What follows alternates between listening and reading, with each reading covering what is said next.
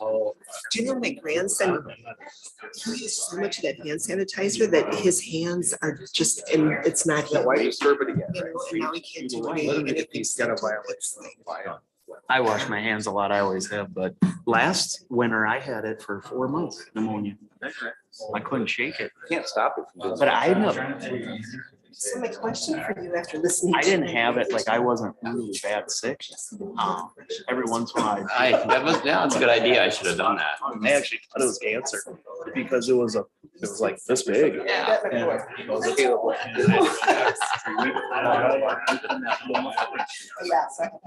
don't want to put you on antibiotics, Martin. So it got green lighted though? Or he just do it based on Windermere? He still wants to remove. How's Mike? No, Mike. I'm good. I still have my giraffe that you gave me on the wall. Remember that picture of the baby giraffe you sent me? Yeah, it's still by my, yeah.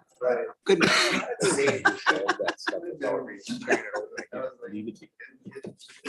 I see you, I think. Just buy credits on that.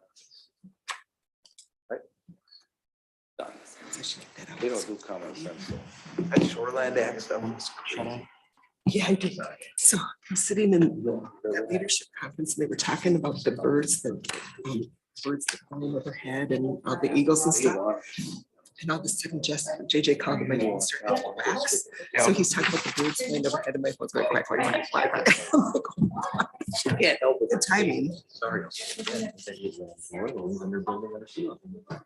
Okay, we'll get started.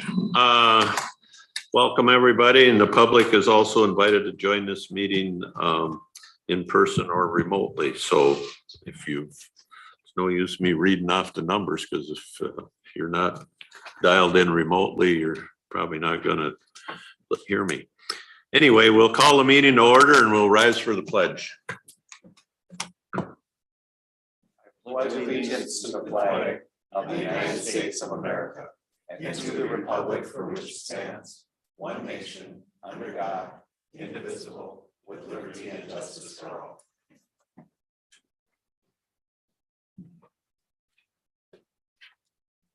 Public forum. Anybody wish to speak at public forum? Don't see anybody, so we'll move on to the agenda. We do have some corrections. David, you want to go over those? Thank you, Mr. Chair. So if we could add to regular agenda item number 8, application for community projects, to add Senator Smith's office along with Senator Klobuchar's office. And then on number 10, if we could do 10A, consider a resolution supporting Senate File 2793 and House File 3073, encouraging equitable funding for payment in lieu of taxes. And if we could add 10B, which is a presentation of the Hometown Fiber Pine County report, and Economic Development Coordinator Leslie Sauter will do an online interactive review of the information that's available. Thank you. Any other additions, corrections? I'll move. I'll second. Motion by Ludwig, second by Lovgren. Any discussion? All in favor, say aye. Aye. Opposed? Looking for approval of the minutes of the March 15th, 2022 regular county board meeting and summary for publication.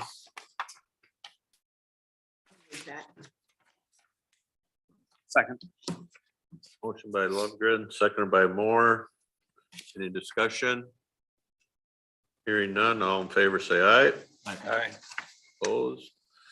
And then the minutes and reports and correspondence of the Pine County Chemical Health Coalition of March 14th, 22, and the Pine County Zoning Board minutes of February 24th, 22, and the Pine County Surveyors Monthly Report for March of 2022. I'll move that. I'll second. Motion by Moore, second by Lovgren. Any discussion?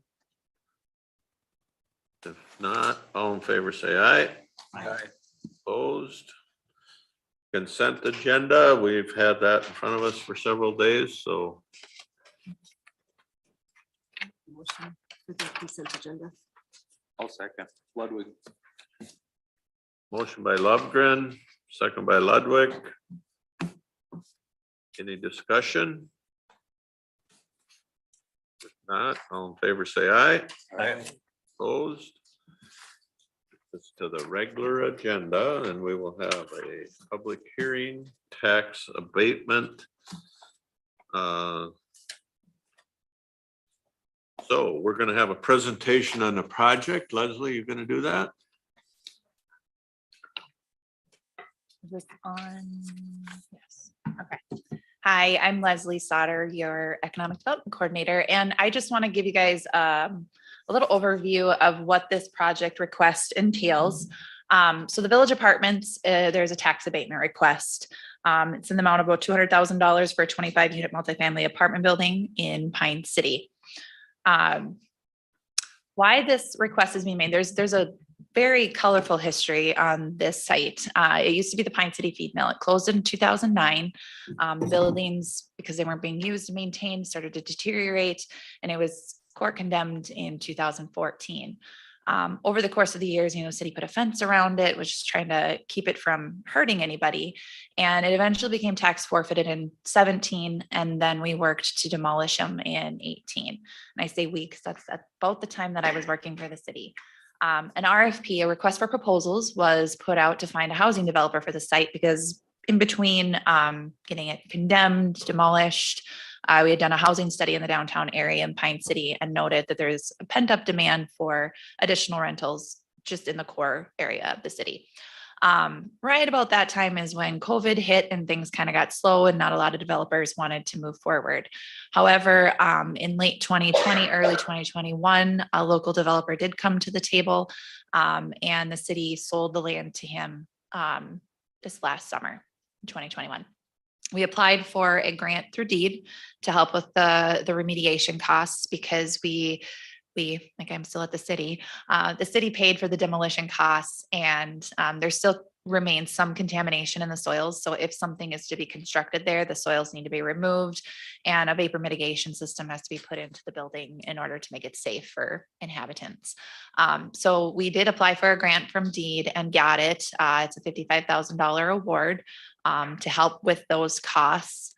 And over the last 12 months, the developer's been working with the city and even myself to get zoning approval for their development. Some variances were approved, and overall, it's almost ready, but it's also very hard to make cash flow. So we applied for a workforce housing grant to help with the construction costs. And that's a unique funding source for housing. And it's pretty much for greater Minnesota in order to make some of these smaller multifamily properties more easily constructed. In addition to that we have not heard from, there is this tax abatement request. So where is the property? It's located just outside of downtown Pine City, across the railroad tracks from the library, kitty corner from Robinson Park. It's on the backside of a Place for You where the shelter is, and there are about 3 4-unit apartment complexes being constructed on that same block. The current value of the property is just under $50,000. The estimated value will be about $1.5 million approximately after it is developed. I'm noting that it's a former site of blight. Contamination still exists, and we have identified a housing need in that area, in that community, and pretty much across the county. So those are important when you start considering a tax abatement request or even a tax increment financing request. Here is a photo of the proposed development and their site plan. It's a very small site when you think about how many units are being constructed there. And that is where some of the variances had to come in for total lot coverage and density, I believe, and parking stalls. So it's been a very fun little project to work through to get through the zoning and all that. Total development cost is a little over $4 million. And the tax abatement request and front of you today is $200,000 over 15 years. Those are based on projections of the 1.5 million value and increasing over time. In the first year, the county's taxes are estimated around 11,000. With the increase of 3% each year, the overall taxes for the county base would be 211. And this request would be 95% of the total property tax, and it would start 2024 and go through 38. And Kelly created this lovely graphic that kind of shows what that means. So at the bottom in that dull orange is the amount of taxes the county would continue to receive if it wasn't developed. And that green area is the new taxes created from the construction of the site, and those would be sent back to the developer. And then that top blue is what the county would retain. And it's, you know, still a little bit fatter than the orange one. So we, you know, can see that we are getting still more than we would if it wasn't developed. But in my experience working in housing development, there's kind of like a break-even point where it's about 45 to 50 units that you have to construct in order to not necessarily need all these sorts of business subsidies for housing, whether it's tax, low-income housing tax credits, tax abatement, or tax increment financing.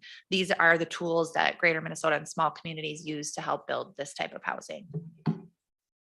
So that is the end of my presentation of what the request is, and turn it over. If you guys have questions for me, I can answer them now. or- Leslie, I have one. yes, go ahead, Matt. So if they, I understand the abatement, but you said there's some other things they can apply for? Yep. So if we grant the abatement, are they still eligible to apply for the other ones?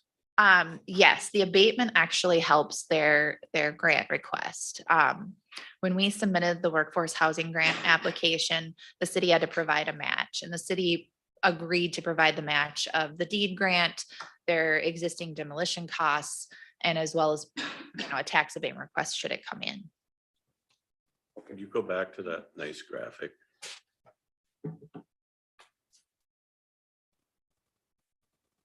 Sorry about that. Because it appears to, I think you said it, we get a little slice of tax now, Yes. but even with tax abatement, we're gonna keep some of the taxes that are paid that are almost equal to what we get now. Yes. So we're not going backwards. No. But potentially, future boards will see that jump up in 2039, is that correct? Yes. Correct. And you also get 5% of the new tax. So you get what you currently would be getting plus 5% of the new tax. And that's the blue area on the graph. Okay, okay.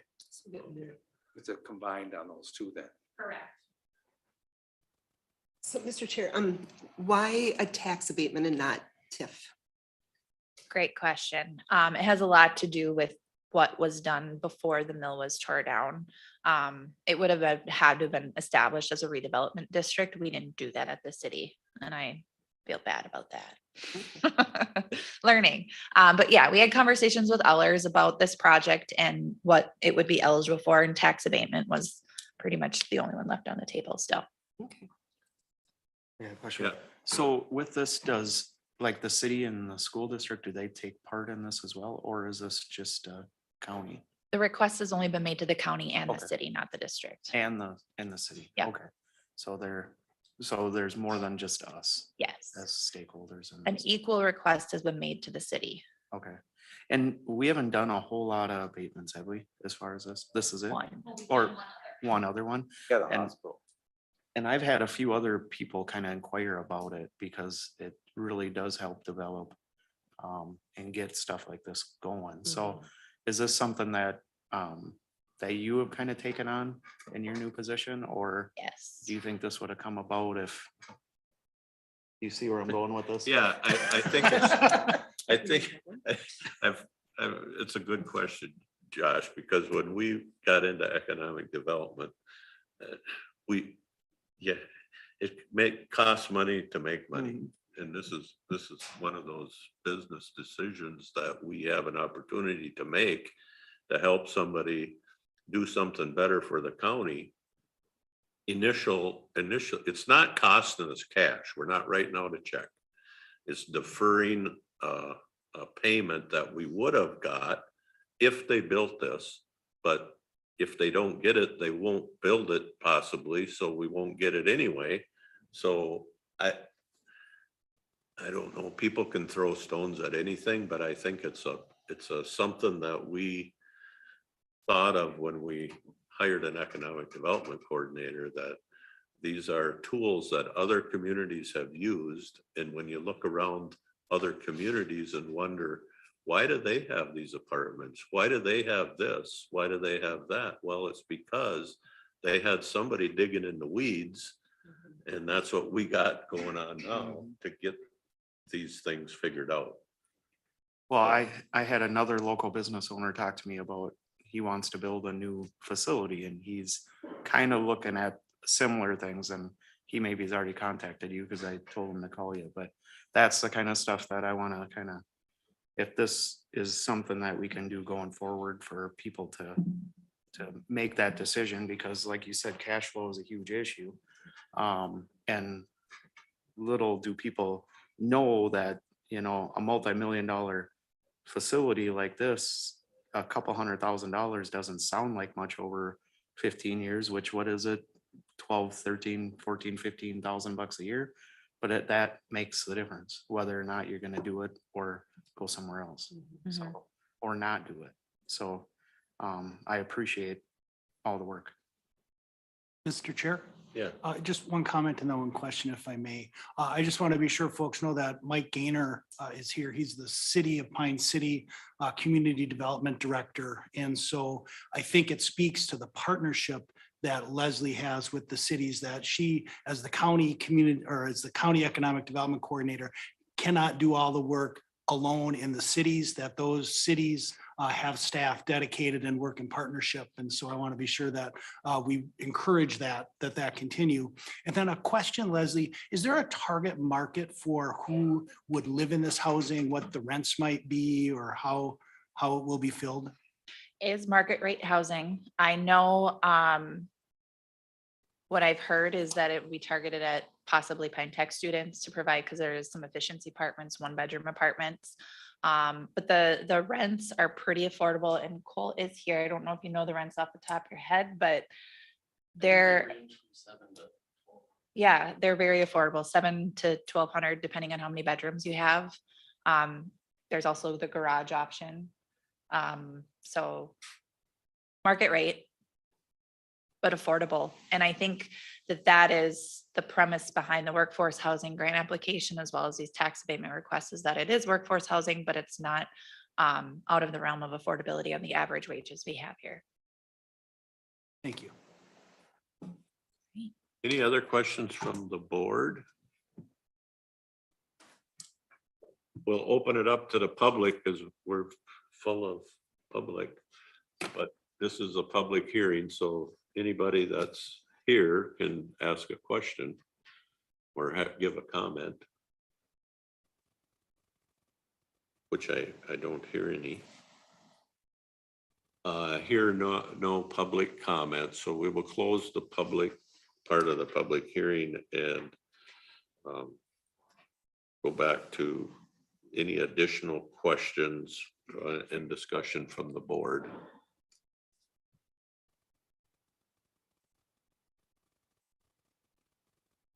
I don't hear a lot of questions. I would ask if we consider the adoption of the resolution 2022-17 approving the property tax abatement for the village apartments. I will make that motion. I'll second. Motion by Lovegren, seconded by Moore. One last chance for discussion. Hearing none, all in favor say aye. Aye. Opposed? Good job, you guys. Start digging a hole. Thanks, everybody that was involved. And thank you, Cole, for Thank you very much. Thank you for sticking your doing neck out this. and making things happen. Thank you. Yep. Now we'll have a public hearing on redistricting plan. Thank you, Mr. Chair, members of the board. I'm Kelly Schroeder, County Auditor Treasurer.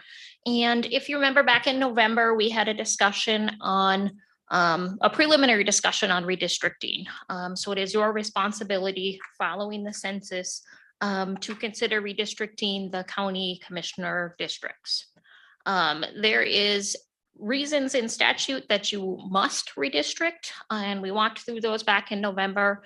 And the only reason that it came down to is if you guys needed to redistrict would be if you determined that the districts were not equal in population as possible. And we dug into that quite a bit. When you're making districts as equal as possible, you always have to remember that when you're drawing the lines on the map, which do you want to switch to the map, Ryan? When you're drawing the lines on the map, it must be regular, so you can't be drawing crazy shapes around. It must be compact, so it's not that I can make this big long line all along like the western boundary or something. And it also needs to be contiguous. So for example, the city of Henriette, it's within Pekegama Township. So I can't just take the city of Henriette and say, well, I'm going to make that part of District 3 now, because it has to stay with Pekegama Township. And so if you could do some of those things, yeah, you could definitely make them more equal as possible. But when you have to take both Pekegama Township and the city of Henriette, well, then it gets very difficult to make any changes. And as you saw last fall, I ran through all sorts of crazy options that I could think of to make things more equal as possible, and really don't ever end up with anything that's as regular, compact, and contiguous as what we currently have. So we've got the map up there showing the current commissioner districts, and my suggestion is to continue with the current district boundaries. There was a table in the packet that showed where, how the populations are spread out between each of the districts. And each of them have approximately 20%, which, I mean, that's as equal as possible. We've got District 1 at 21.45%, and then District 4 at 18.73%. And so, you have variation, but all of them are as close to that 20% as any version we could find, was my thought. We had put it out for public hearing 3 weeks ago for today, and I had put, the proposals out there. I received no comments up to this point, but if you have questions, or if we can move to public hearing otherwise. My only thought, and there's nothing we can do about it, but because however many people are housed at the federal prison in Sandstone count in this population, but they can't vote. Right, but that is the only place in the whole country that they're counted in the census. And so if you didn't include them there, then you just have citizens who aren't Right. being counted. Right. That's the only place that those individuals are counted. Correct, Across the country, Every prison every populations prison are Right. counted the same. right, Chisago County has the very same issue. Correct. Prison in Rush City skews their south or northern. yes. And so that lands in District 5, Matt's district, but again, because there is a lot of discussion on that across the board of maybe you should subtract them out, but I have a really hard time with that because they're not being counted where, that prisoner is not being counted where they live. And so, they need to be where they are. But it is a significant number. Correct. When you have a small, when you only have 5,000 some people in it per district, and you take out, I don't know how many are there right now. More The than 1,000. 1,200? Yeah, I think it's 1,200-ish. That's Yeah, do you have that number, Matt? I don't have that number handy. It could be, Yeah. but their housing is full too with staff now, and Correct. they get to vote. Right. Yeah. Yeah. Mr. Chair, Yes. what jurisdiction does that show up in? It shows up in the city of Sandstone.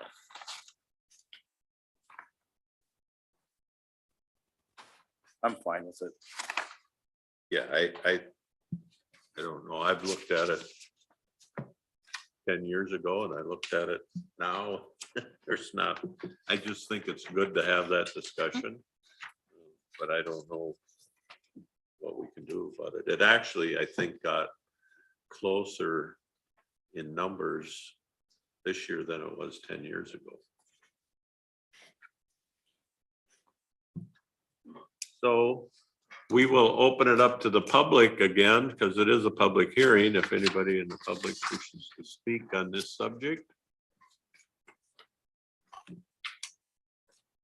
Which I don't hear anybody, so we will close the public hearing and go back to the board. Does anybody have anything on the board that they'd like to discuss? If not, we'll look for a motion to approve resolution 2022-20, adopting the county commissioner districts and author, yeah. Why do we go move? Oh, second. Motion by Ludwig, seconded by Moore. One last chance for discussion. I think we're very fortunate because talking to other Yes. counties, they had to mix all their districts and they have commissioners running against commissioners in almost all of the districts that they have. So I Thank you. Yes, it is. It is. Yeah. Some of them surround us that are going through some very much consternations. Hearing no discussion, all in favor say aye. Aye. Opposed? And now comes the fun part. We get Kathy Reiser, come on up. I want you to know that Tom's watching you. I see that. Other Tom. Hi, Tom. Okay. Well, I think we're gonna go over there first. Microphone. Thank you very much. 40 years is commendable. Thank You got 40 more? No. At least 11. No. Janet Schumacher was here for 50 years. We gave her the 50-year deal about a year ago, so. I don't think it's gonna be 50. You don't think you can beat her? No.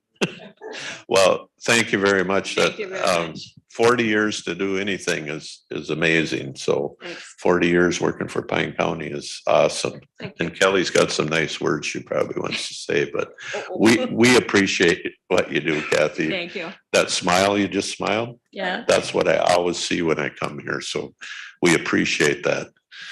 I sometimes we forget these people that sit in those offices, they take a lot of crap. They do. We get phone calls and these people get people walking off the street that aren't very happy about something that they got in the mail some days. And you guys, you always have a smile when I see you. So thank you. You come at the right time.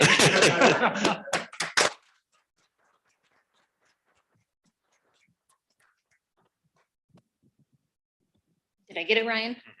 No? It's okay. Okay, I started to write something short and it ended up long, so I'm really sorry. So Kathy has worked for Pine County since April 19th of 1982, 40 years from 2 weeks from now. It's a little interesting because her actual 40-year anniversary is on the next board meeting date. However, that is in Sandstone. No, that's not it. She's here a little bit reluctantly. And so I was a little bit concerned about putting her in the car on the freeway if she was going to jump or not. She would jump. Yeah. She may. So we're here. So Kathy began her career for Pine County in court administration and worked her way up to court administrator. In September of 2002, she came down to the treasurer's office and has been here since. Seeing many transitions, including the separate auditor and separate treasurer positions to an elected combined position, and now the appointed combined position. As I was thinking about what a 40-year work anniversary means, I thought of 40-year wedding anniversaries. They're considered the Ruby anniversary. In that context, among a few other things, Ruby symbolized devotion and passion, which seems very fitting for a work anniversary. One doesn't spend 40 years at a job without devotion and passion for what they do. And in Kathy's case, that is serving the public. I also thought of the opposite idea of celebrating one's 40th birthday. When celebrating one's 40th birthday, they are sometimes referred to as over the hill, which essentially means old and past one's prime. Someone's 40th work anniversary is the complete opposite of this. Someone with 40 years at the same job has a wealth of institutional knowledge that is irreplaceable. Kathy demonstrates the importance of this knowledge quite often, as she can always answer the why do we do this way without pause. And she has never given me the because that is the way we do it, Kelly answer. And for that, I really appreciate. I also wanted to share just a couple recent stories of Kathy's work ethic. And there are many, many more, but these were the two that popped into my mind. In Kathy's position, month end is a very busy time. And during the 2020 election cycle, we were a little bit busy, to say the least. During the election cycle, we have to be open the Saturday before the election. So in the 2020 election, that was October 31st, right at the month end. So while Kathy wasn't scheduled there to be there for assisting with voting, I offered to let her come in and try to get caught up a little bit, since at that point we had done none of our regular work, only absentee voting. I never had anticipated that when we opened that day at 10 a.m., there would be a line literally from our counter out the door.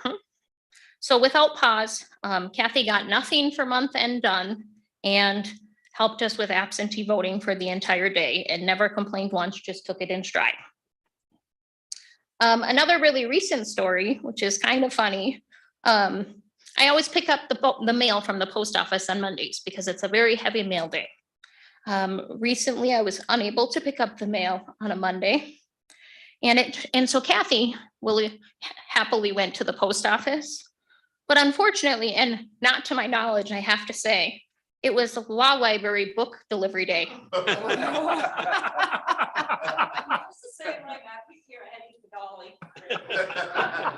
again, no complaints. She just got it done. So in closing, thank you, Kathy. I'm forever grateful for your willingness to share your knowledge and your willingness to get the job done, even when it wasn't what you quite bargained for. And then after the board meeting, there is cake right outside the door. So I'm hoping we can all partake in well, maybe not all of us, but partake in some cake in Kathy's honor. So thank you, Kathy. Thanks, Kathy.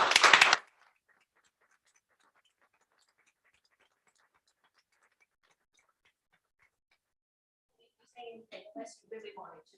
No, I mean, most of the time, it does not feel like 40 years. I mean, it feels like 10. But there are occasionally days when it feels like 100. But you know, it's been a pleasure. So thank you very much. Thank you.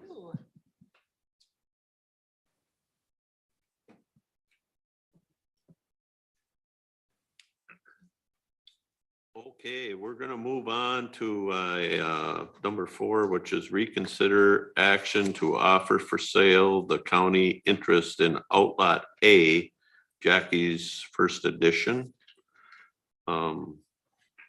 This is kind of Yeah, my I request.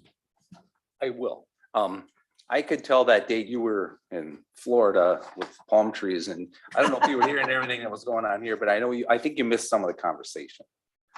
But anyway, this is, I think it's important enough for us to bring it back if you want to bring it back for discussion, and we certainly will do that. I mean, I'm in favor of doing that, so I will move it to bring it back to our committee.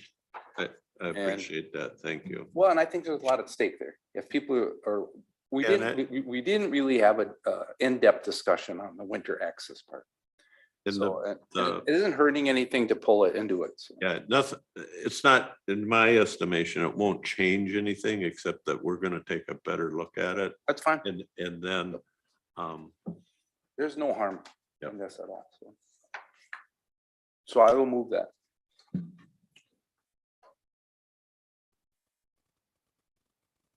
Do I hear a second? So this is just to bring it back to the land and zoning Right, for further consideration, and then Right. it'll come back. then it would come back. Okay, yeah, I'll second. Any more discussion? I have a question. Yep. So Kelly, what is the deadline to have this on for the sale this year? So the first board meeting in April is when you approve the final land sale list. And so our next land and zoning meeting usually will be in July. Wait till next year then. It might end up, yes, being held over for one more year then before being potentially sold, if that's the decision. Did you get any feedback from the others in the thing yet? The other, The other property owners? right, No, the only one that we had received feedback was from the one. and they all received some sort of communication, we know that, Not direct communication, no. okay. That's the other thing I think it'd be important to bring that back for us. And the other thing is as we look for recreational opportunities for people, to basically cut off of an access to the lake for winter fishing, which has been the access of choice for 50 or 75 years, without offering an alternative to them is I think we can do better. Mr. Chair. Yep. So is it, I don't know if I'm putting a work, is it something that we should do then as the county to make sure everybody there gets a communication on the sale of that? To make sure, how can we know everybody is aware of it? That's what I'm getting at. So if we are going to move forward with selling it, then yes, every single owner in that development will be contacted. Okay. So that's something we can work out. the details Yeah. on too, so, Yep. So we're good. I still have a hard time, because I believe that the people that purchased those lots believed that that was their access, because that was the intent. It But just got screwed up. Yeah, but it's been Screwed up for a long time. the way it's been for 50 years. Yeah. And Yep. so we're not taking away something from them.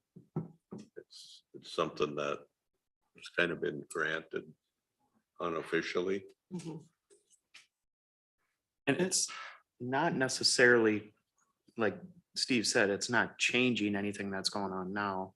The current landowners can still do what they do in the summertime. And then as far as the winter access goes, as far as I know, nobody's got an issue with it anyways. But like Steve said, I think before we do necessarily, potentially, the landowners would have to shut it down for Right. winter access.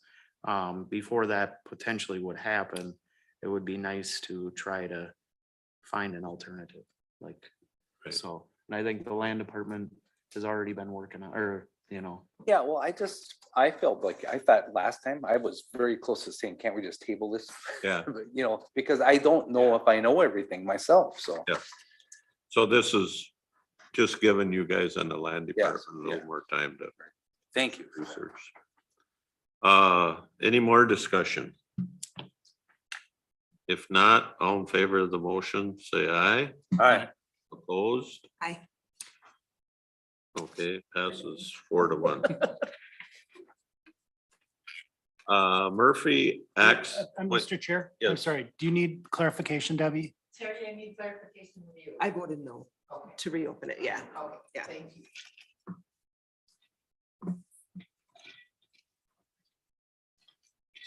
Murphy access easement request.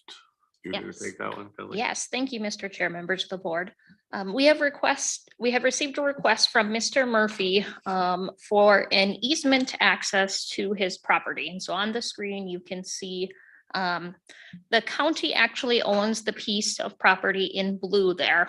And it's not tax forfeit property, it's actual county-owned property. We had obtained that some years back for potential gravel resources. And so Mr. Murphy owns the 40 acres to the north of that. And there are other properties up to the north of that, that the people access. However, they have an easement on just to the west of the county land on that private ownership. So pretty much on the other side of the line where Mr. Murphy's asking for an easement from us. We're gonna have two easements side by side. Well, the road goes like this. Okay. So, and so Mr. Murphy has now come to realize that all the other property owners in that area have at least an easement along that eastern boundary of that neighboring property, but he has nothing. So he approached the land department, actually, it might have gone through Reese's office first, about obtaining an easement across the west 33 feet of that property, of that county property. After much research, it was determined that, I mean, it makes sense to grant him an easement. Reese looked at it and suggested that if we grant him an easement, we want to make sure that it's not an exclusive easement to him, because again, the road that runs there runs a little bit crooked. And so the other property owners up there also will really need to use it. And we also don't want to make sure that we lock ourselves or the township out. So Reese suggested that we grant it as a non-exclusive public use easement. And so we went back to Mr. Murphy and said, you know, our proposal would be a non-exclusive public use easement to be granted to you. He would need to purchase that. And so looking at how the assessor's office values things, it would end up to be about $3,500. And that was all proposed to Mr. Murphy and his attorney, and it came back as, you know, they were willing to accept those terms. So it's before you today to grant that easement over the west 33 feet of the county-owned property out in New Dozy Township. Questions, thoughts? Anybody? So this will not jeopardize anything that we would use that land for. Correct. Because I think, like, if he goes up the property on the west side of that, I don't think you can legally cross the corners. I think so. That's probably logically why he has to. Right. Because even though other people are going up there, he'd have to have permission by the 70001 property to. Correct. Yeah, he'd have to get a piece there, but that looks good. So in essence, then, does this become a forest road? Will it have a gate on it? Could you or I drive up there and drive in that because it's a? Correct. That's, Only the- well, you could take it, Reese. Oh, I mean, so it's not gonna be a forest road, but like you said, it's a non-exclusive, open easement, so you can drive back up there. So if I wanted to go bow hunting on the county land, I could drive in that road. And I don't even know how to get there. Yeah. I think the issue is the road, when you get off of 32, is on private property. And so that's where the road is located. So technically you could walk up our property. But the issue is you get to the north end, it curves back onto our property. So it's kind of a mess. And so by making it public, that just opens it up to any of the landowners to the north. However, they're gonna have to go through Mr. Murphy's property, so I think it's just been used over the years. Now property is getting sold.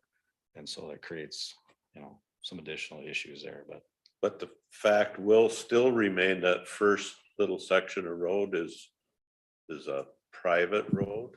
Yeah. Up And to I that. don't know, that's a Up to side that issue. I gate. don't think Murphy has part of that easement. Correct. He So does it's- not, but They'll that's, have to work on that Right. too.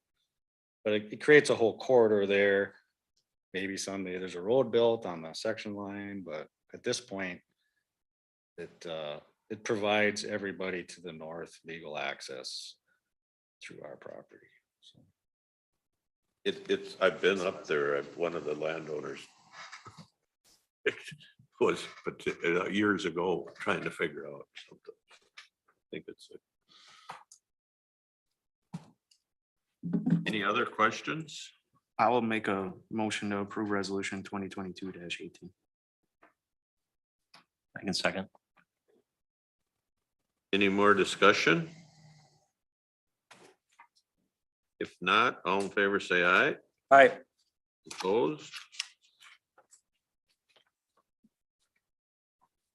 Help America Vote Act. You're getting a lot of mic time. We're doing a lot of business today. That motion didn't include the authority to sign off on the deed. Can I add that to the motion or should we just do another? Do another one. Okay, I'll make a motion for B. You second? Yeah. Yeah, I'll second. Okay, any discussion? We're voting on B or no. All in favor, say aye. Aye. Opposed? Okay, thanks, Debbie. Good catch. Good catch, yes. Now we'll go to the Help America Vote Act. Okay, thank you, Mr. Chair, members of the board. We've talked about voting equipment a lot lately in the last 4 months or so. But this is just another piece of the puzzle. Back last early winter, late fall, I had applied for a Help America Vote grant, which was going to assist with paying for a portion of that election equipment. And we have been awarded an initial allotment of that grant of just over $26,000. And so I would ask that you authorize the county board chair and county administrator to sign that grant agreement to move forward to get those funds. There will be a second allotment coming under that grant. Not all counties applied for that funding. So that means that the remaining funding will be then allocated out to those who did apply. And so I am waiting to hear what that amount is, and there'll be a separate grant agreement for our second allotment.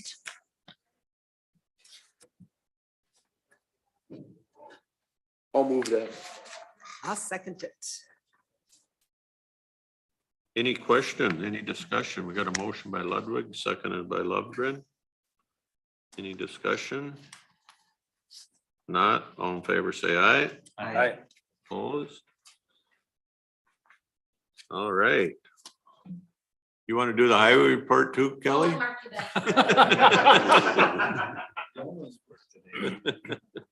So every year we do have to submit this information to the state, and it has become useful information for the board on our finances. So and I just wanted to thank Sherry Anderson in our office for putting the information together. She does a great job. If she ever retires, you probably won't get a report, so. As we kind of page through this, the main summary of the report is found on pages 4 and 5. And that is the financial statement. So if you're an accountant, you probably know what that is. Page 4 has the asset side of the statement. We did end the end of the year with over $1 million in cash, so that was good. We have some accounts receivable. State owed us $1.5 million, and then you get down to the bottom.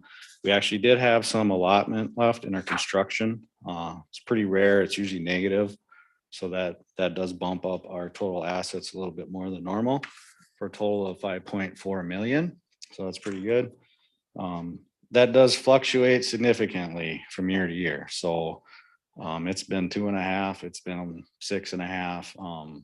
And it's really driven by the amount of construction and the cost of construction projects that we do from year to year, as well as our budget, obviously, that you'll see big swings in our budget, and that's really driven by the amount of construction we're doing that year. So page 5, if you flip that over, it has the liabilities and fund balance section of the statement. Our liabilities ended up just under 3 million, leaving a fund balance of about 2.5 million. That sounds pretty good, but that's broken out into 3 different areas. Our reserve for inventory was 555,000, and so we're required to set aside enough cash to replace our inventory that we have on hand. And then you can see a reserve for sales tax. That's really kind of carrying the day. Our collections have been real good.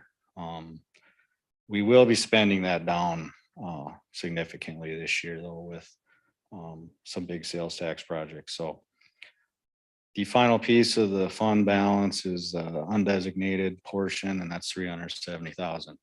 Now this is down over $500,000, and so that's where we took the hit this last year. We lost 850,000 of state aid, and so we weren't able to make that up. And we're also obviously we're fighting inflation on top of it, and so we did weather the storm. I think we came out in pretty good shape, all things considered. And the good news is this year our state aid is back up to where we would expect it to be. And so will it keep up with inflation? You know, I don't know. That's just something we're just going to have to deal with.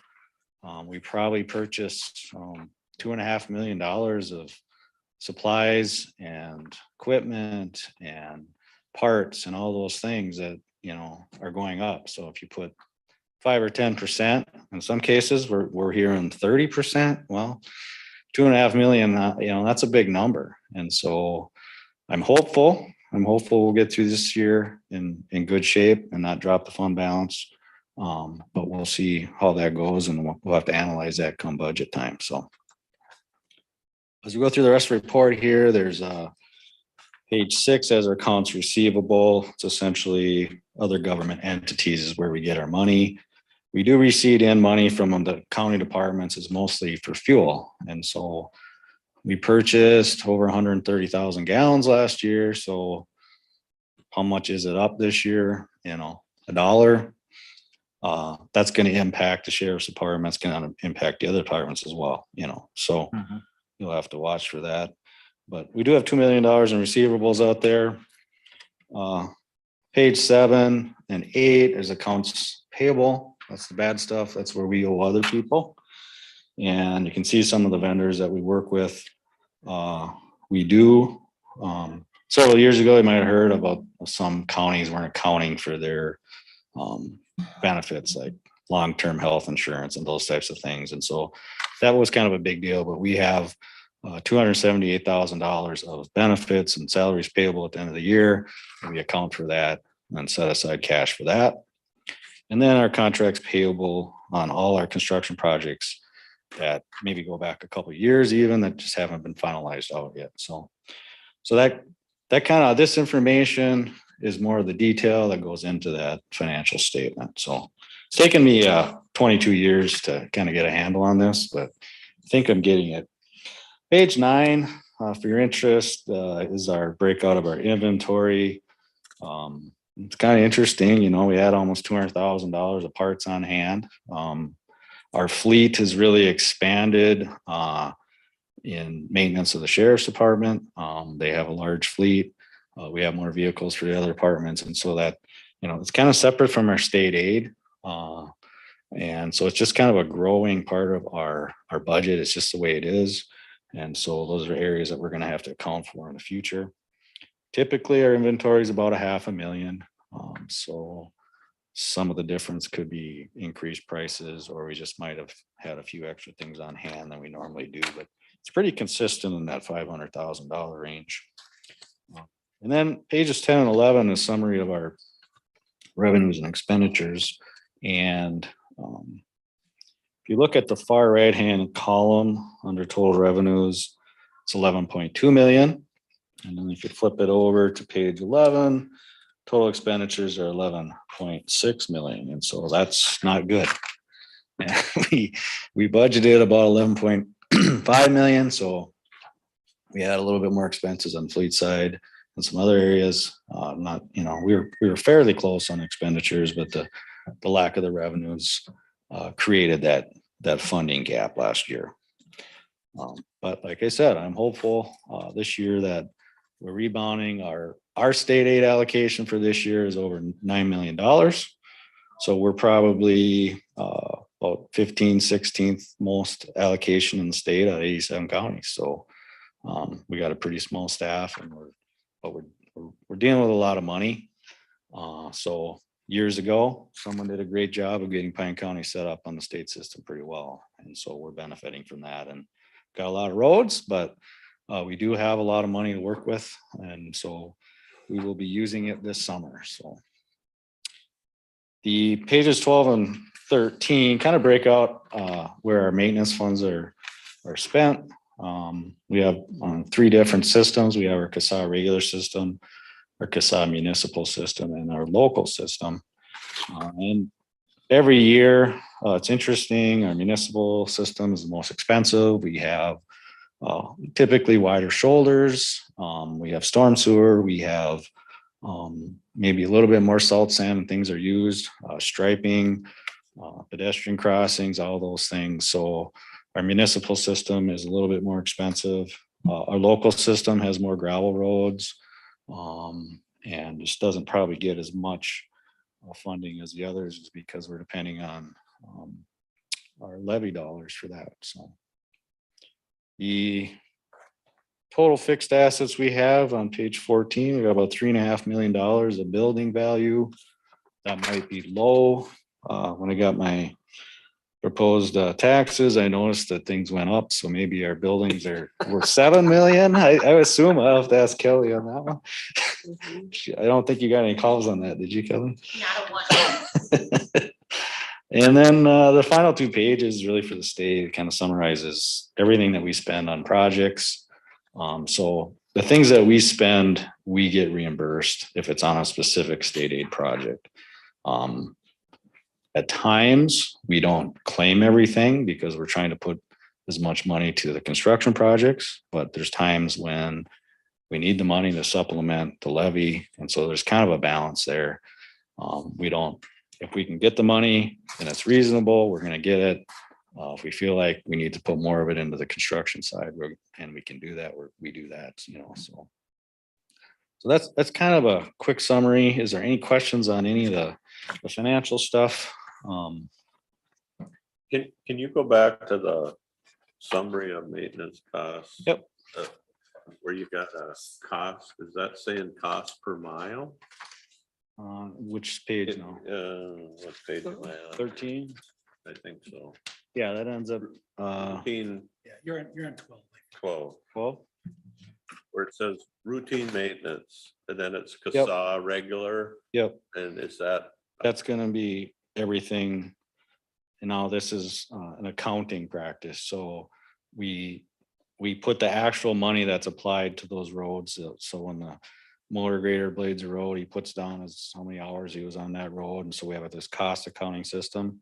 But then there's a lot of stuff that we do that isn't to a specific road, and so that's unallocated amount. So that's, that gets divided out based on the percentage of miles.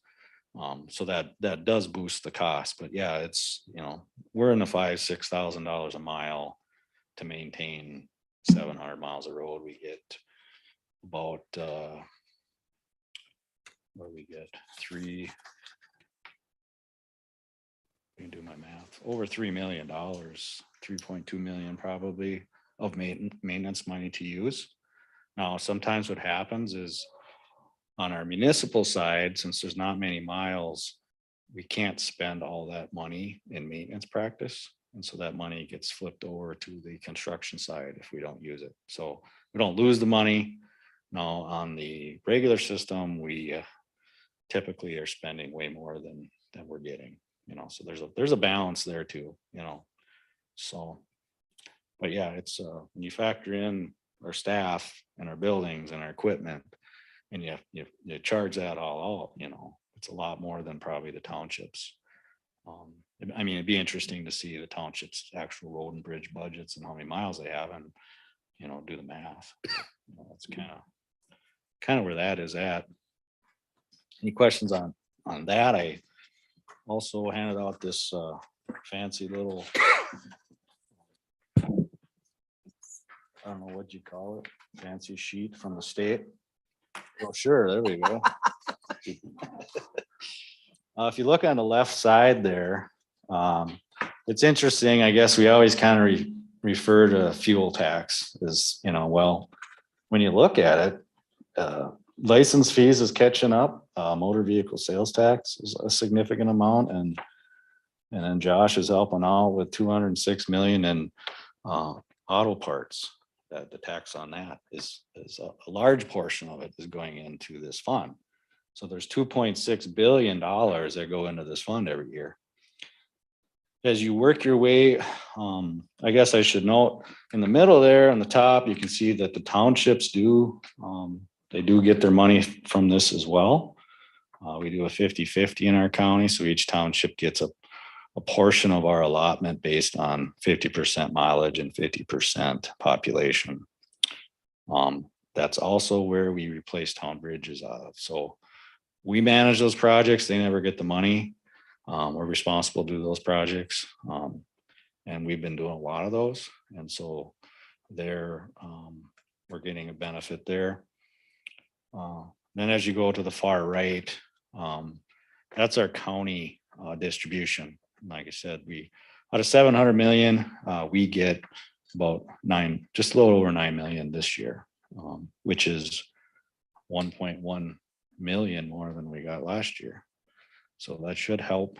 But like we said, we're dealing with inflation, and I don't know where the construction is going to come in. We'll be opening some bids here in the next month or so, get a better idea on where oil prices for the contractors are at. You got, diesel fuel, which is a big thing on our projects, obviously. But we'll get into that when we open bids. The thing that we do with our bids is we have a fuel escalation clause. And so when the contractor bids, they're bidding at the price of fuel when those bids are opened. If that price goes down, we get a percentage back.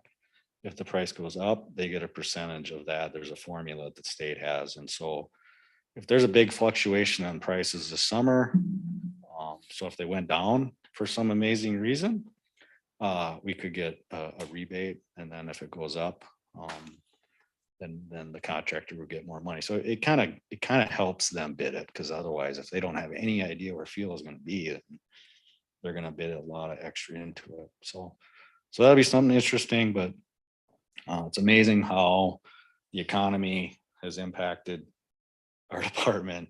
You wouldn't think of, well, the highway department is going to have a tough year because of the economy. And it's like that. It probably hit, all the other government entities, they got all this money, and it seems like, we got money for this and for that. But the good thing is that we have a consistent source of funding, that a lot of other entities don't have. They're at the whims of the legislatures from year to year, whereas we're, it's in the Constitution, we get that money. And so that's the good news. But any other questions on finances or anything else since I'm here, I guess, we made it without coughing. So. Mr. Chair? Yeah. Can I just building on Mark's last comment there about the funding sources. So there is occasionally discussion about impacting some of these sources of revenues for highway, like the gas tax holiday idea. And those would have the impact, anything that reduces the left side is going to reduce the right side. And so, if there's no place to backfill that, or the place to backfill that is by taking from some other important program, it's really an idea that might not be helpful. Yeah, and a lot of engineers are concerned of some of these other sources that are proposed, because then we're lumped in with education and human services, and we're fighting for that money every 2 years with the legislature. So the auto parts deal, we don't get all of it. And so there's kind of a push to expand more of that into the system. And that's been an amazing amount of money. We didn't even think that would be much. I think a gas tax increase is, very unlikely. It was a struggle the last time that was increased. And possibly the lack of vehicles to purchase. That could impact at some point. But last year was a really good year. People were driving all over the place and buying vehicles. And so hopefully we'll get some projections this fall on where it's going to come in 2023. But they're typically not right. So whenever I get them, I just throw them away and just wait and see what we get. So. Well, thank you for listening, and Thanks, Mark. appreciate it. Thanks, Mark. Thanks, Mark. We're looking forward to the highway tour in Yeah. May May 10th. May 10th. It's just some bumpy roads to drive. All right.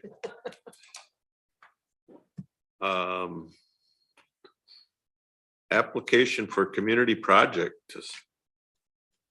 Senator Klobuchar and Senator Smith. You're Mr. gonna Chair, take that. members of the board, so you've already approved application to Congressman Stauber's office. The senators have now opened their offices to these applications, and so we're just looking to basically submit the same information to all three of our congressional delegation. So we need a motion for that. Yes, please. I'll make that motion. I'll second. Motion made by Lovegren, seconded by Moore. Any discussion? Not all in favor, say aye. All right. Thank you. Commissioner updates. Arrowhead counties. Anybody get there? I didn't make it. I was in Rochester. All right. Lakes and Pines. We had a meeting a couple weeks ago. It was the first meeting that we've had. An unusual event happened around Christmas, first part of January. Lakes and Pines Board lost 2 members. Our colleague and fellow commissioner Gene Anderson from Mora and Mike Robinson from Rush City on the Chisago County Board. 2 guys who I got to know quite well over the years. If you knew Mike, he was kind of a jokester. And he was always kind of ribbing people. He liked to pick on me, but that was fine because he liked me. But we worked a lot together. Mike and Gene cared a lot about the people that, especially the people Lakes and Pines served. They really did. They really cared for what they did. And so that life will be different without them on that board. Otherwise, we're in the process of Bob has submitted his letter of resignation, so we gotta find a new director. So that'll be a huge change for that organization. Technology committee was canceled. NLX, did they meet? I didn't make that one. Housing and Redevelopment Authority. I did make that one. All right. And I was doing some catch up, but so if I missed something, Dave, feel free to jump in. They had their meeting and I think you've heard me speak. It's a really good board put together there right now. And they have a new audit. Redpath was the premise of the meeting as they were going through the 2019 audit and the old management. So the audit happened. There's some shortfall of some funds and they're sorting that out. The old manager that with the professional that was managing the building, she resigned and they're moved on to appoint a new one. And there's the money that is, I think they've made a formal request, I think, to have that money paid back. And I think the total is like 11,222 or something like that, which is a big number. And there was some weird payments the auditor found in there. So more to follow on that. So was that, did I hear you right? That was the 2019 audit? Yes. So we still got a 20 and 21. Right, and I'm getting to that. So they're gonna, yeah. So they're going through that audit and then their red path it's a lot of work to go. The paperwork, and they were having a little problem getting the paperwork out of the old manager. So anyway, so the best thing that I think the best outcome is that we have people now that it's more professionally managed. And that was very obvious. Right now, it looks like it's more professionally managed. And the board is more, I don't want to say, they're just more intuitive to question things, I think is probably a fair thing to say. Go ahead, Dave. I know Okay, you want thank- to say something. Well, thank you. I think there were, the audits were, the 2019 and 2020 audits were very late. And they were challenging to complete because there was a lack of documentation, which was a finding that the audit made, that there was not the backup documentation that would be expected in a public agency. And so through that process, there was a mutual agreement that the current management company would relinquish its role and we would hire a new company, which we have now done, and they are working to take over effective May 1st. And so there were some payments that Matt noted that were requested to be reimbursed to the HRA. And then there were some findings that I think trace back to a board that was not schooled in what the requirements of public agencies are. And so I think that whenever you see that, that's always an opportunity to pause and make sure that all of the boards that you sit on, that you feel that you're getting the information and the education that you need in order to conform with the laws. Because it's hard and complicated. Yeah. And so the 2019 and 2020 audits are done. We have an engagement letter with RedPath to do the 2021 audit. And so that will be in progress soon. So with I thought he didn't get enough, did he get all the paperwork on 20? I think he has given up on the paperwork in previous years. Okay, that's And where I was he confused. made the I didn't know if he- determination that the lack of documentation, the amounts of money are not material to the audit. Is that, I'm looking at Kelly, who's our chief auditor. Yeah. But there was some funny movement of dollars in there, I thought. I don't know what level it reaches. Yeah, Some of and- it's just confusing, I think. and Maybe Yes, over there yeah, has- so I think building on your earlier point, Matt, there will be more to come. Yes. And we will keep both the HRA, EDA board and the county board informed of any future developments. Yep. And I think that, David, I think you reported earlier that on a previous meeting, they even had their investments out in the wrong kind of investments for public dollars. So that Kelly took all that in, and the county is now managing that, I think, too. So anyway, that's all I really have on that. Can I add one more point? Yeah. So we did have special guests, Dustin Goslin and Yeah, I bailed. Beth Gruber. I had to leave when that was happening. From Mille Lacs Corporate Ventures, who presented on kind of what Mille Lacs Corporate Ventures does, the development that they have done, the housing that they're working on, and the partnership that they have with the county. And so I think that was really an opportunity for the HRA EDA board members to get an exposure and an understanding of corporate ventures. Thank you. Pine County and Educational Collaborative Leadership Network meeting.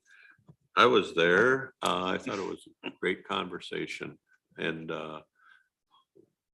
I think sometimes there might not be a real tangible thing that we accomplished this tonight.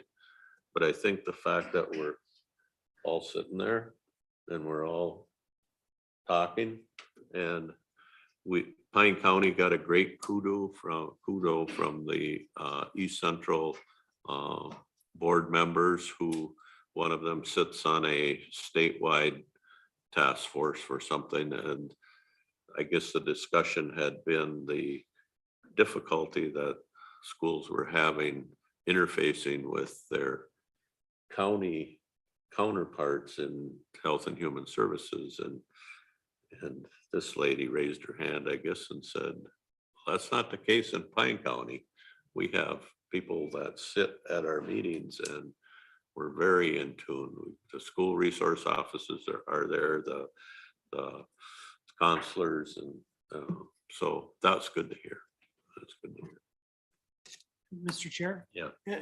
I think what I have learned from meeting with the school districts is our leadership team, whether it's health and human services or sheriff's office or probation or attorneys, they meet and their staffs meet with the school district staff on a regular basis. There's a lot of overlap that we don't see on a regular basis. And Right. so I think that's the value of making sure we periodically meet with the school boards, is to make sure that at the policy levels, that we have some communication and understanding. And that we're not standing in the way of good things happening, probably. Anyway, we have another meeting coming up. I don't remember when, but did we pick a day? July? Yeah.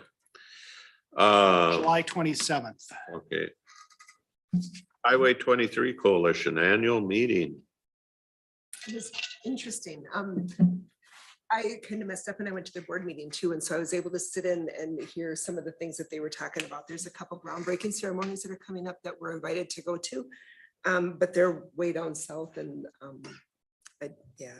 So the one thing that I still just think in awe that are all of the membership that they have, all of the private businesses and the, you know, the cities that, you know, I always thought it was going to be a small coalition and it's huge. And so I thought that was really interesting. Amy Klobuchar did not make it, but she did have a representative there that talked about what they're doing. And it was interesting. You get any more out of it, Dave? I agree that it is probably the most public-private partnership board that the county associates with. And the timing is probably pretty good with our membership because they seem to have been working from west to east. And there sounds like there is interest in getting a subgroup on the east part of their area together, which would include us and some of the counties kind of from the 169 area east. Yeah.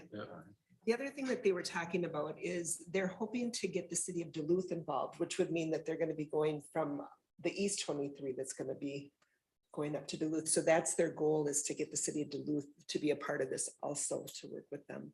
So. Thank you. Snake River Watershed. Snake River Watershed was interesting. They're working really hard to make it so that they can have one group instead of having the joint powers and the watershed. And so David talked to me about they're going to be hiring a new administrator and they wanted it to be a separate entity. And so we talked a lot about that, about if they have it be part of the Soil and Water or part of the Kanabec land office, that then they've already got their policies in act and everything is more set to go instead of having to recreate the wheel. And they keep leaning towards having it be a separate shop.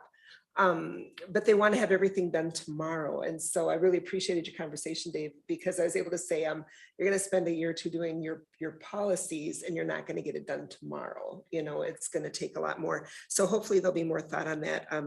I did step out on a limb and said that I didn't know if Pine County would support them having their own private entity. And so we'll see where that goes.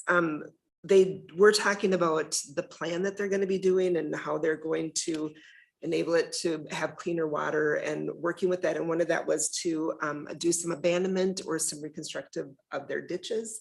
And that stopped the meeting. It came to a complete halt. And we're reconvening on the 14th to reopen that because they don't really have jurisdiction over the ditches. We do.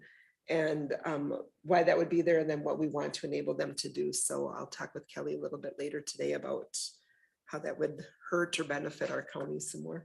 Yeah, I think, I don't know what our ditch inventory is, but it's very, very Yes, limited. Mark. We can always make more. Very many ditches.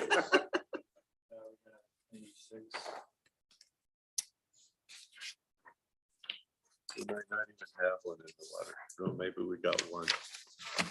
Well, then the thinking with that though, is if they're going to do this for one watershed, are they going to try to do it for all the other watersheds? You know, so I mean, if you can stop something that's bad from happening at one, it might save us down the road for other ones. So we'll talk then.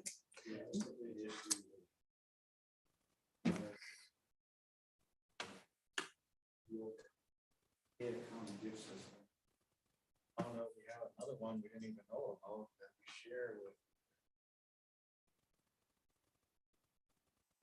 Oh, really? It's managed by Sandy. The guy called me and said. "Sandy, it's been our business this whole time, you didn't-" Maybe that's the one that they're talking about Could then. be, could Yeah, be. It's very controversial. yeah. Huh. Mr. Chair, Yeah. if I could just follow up with Terry on the board organizational question. Is there anything that we can do that would be helpful? And I feel like I know a little bit, but I don't know everything. And so I hate to weigh in prematurely, right, on something that isn't fully developed, but I know our experience is that boards that are not robust, right, meaning the people are kind of part-time, they come once a month, whatever, tend to get into trouble on the regulatory side. And we can back up 10 minutes and talk about the HRA. We can back up, a few years and talk about Riverwood or 5-county mental health. And so that would be my concern. And I think that would be shared by most of you, if not all of you, that if you go down the road of we're going to create a separate entity, we're going to hire staff, we're going to develop policies, you're going to spend all of your time doing that. And then you're going to have some bad outcome. You're going to have an employee that doesn't work out that you end up in court with. And then you've spent 2, 3, 4 years and you haven't improved the water quality of an ounce of water. Does that make sense? Because there's a lot of easier ways to go about that, either just contracting directly with a private sector company or hiring staff through one of the existing counties or SWCDs that already are established. And I think, are they getting confused between being an entity in itself for a joint powers group versus and hiring and then turning around and contracting with SWCD and Connecticut County to be their working arm? I'm kind of looking for you to turn your head and ask Terry that question. I 'Cause I don't don't know. even really know because everything was so indecisive, it was, Because we got went down that lane in Lower St. Croix for a long time. The people that weren't used to having a joint powers said, well, let's just get it over with and be a joint powers.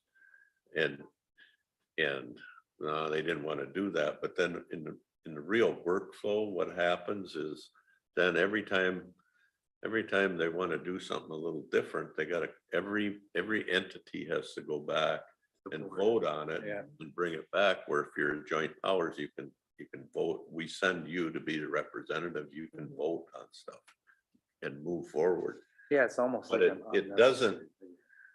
it doesn't mean you create this whole other form of government called the Snake River Watershed and have an administrator and employees and then what do the soil and water people do? You let the soil and water people do the work, contract with them. So I don't know if that's where they're at or not. well, this person would be the one that would go to the lake associations and go to the counties and do all the PR stuff and get people to step up. And that's what they just want them to do. But it's got to be set up correctly so that they can get the road running, which is the way that they want it to be. With the current Snake River Watershed Management Board, though, they've hired staff in the past. And I think maybe that's what the hangup is it the One Watershed, One Plan policy committee, and that brings it back to where the Snake River Watershed Management Board was going to change their bylaws to be able to turn into One Watershed, One Plan.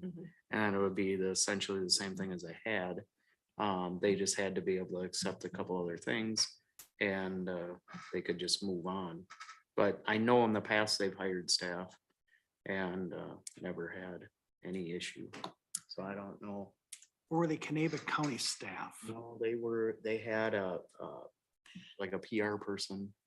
Maybe they were, I guess I'm not entirely sure. Yeah, and I mean, I know that if I were Connecticut, because they've housed that staff in the past, right? Well, if you create a separate entity now, you can't work on their computer network, you can't, you're not an employee for all the important reasons. So I don't want to belabor the point. I just, No, I don't either, but you know, we hired, Lower St. Croix hired an agronomist.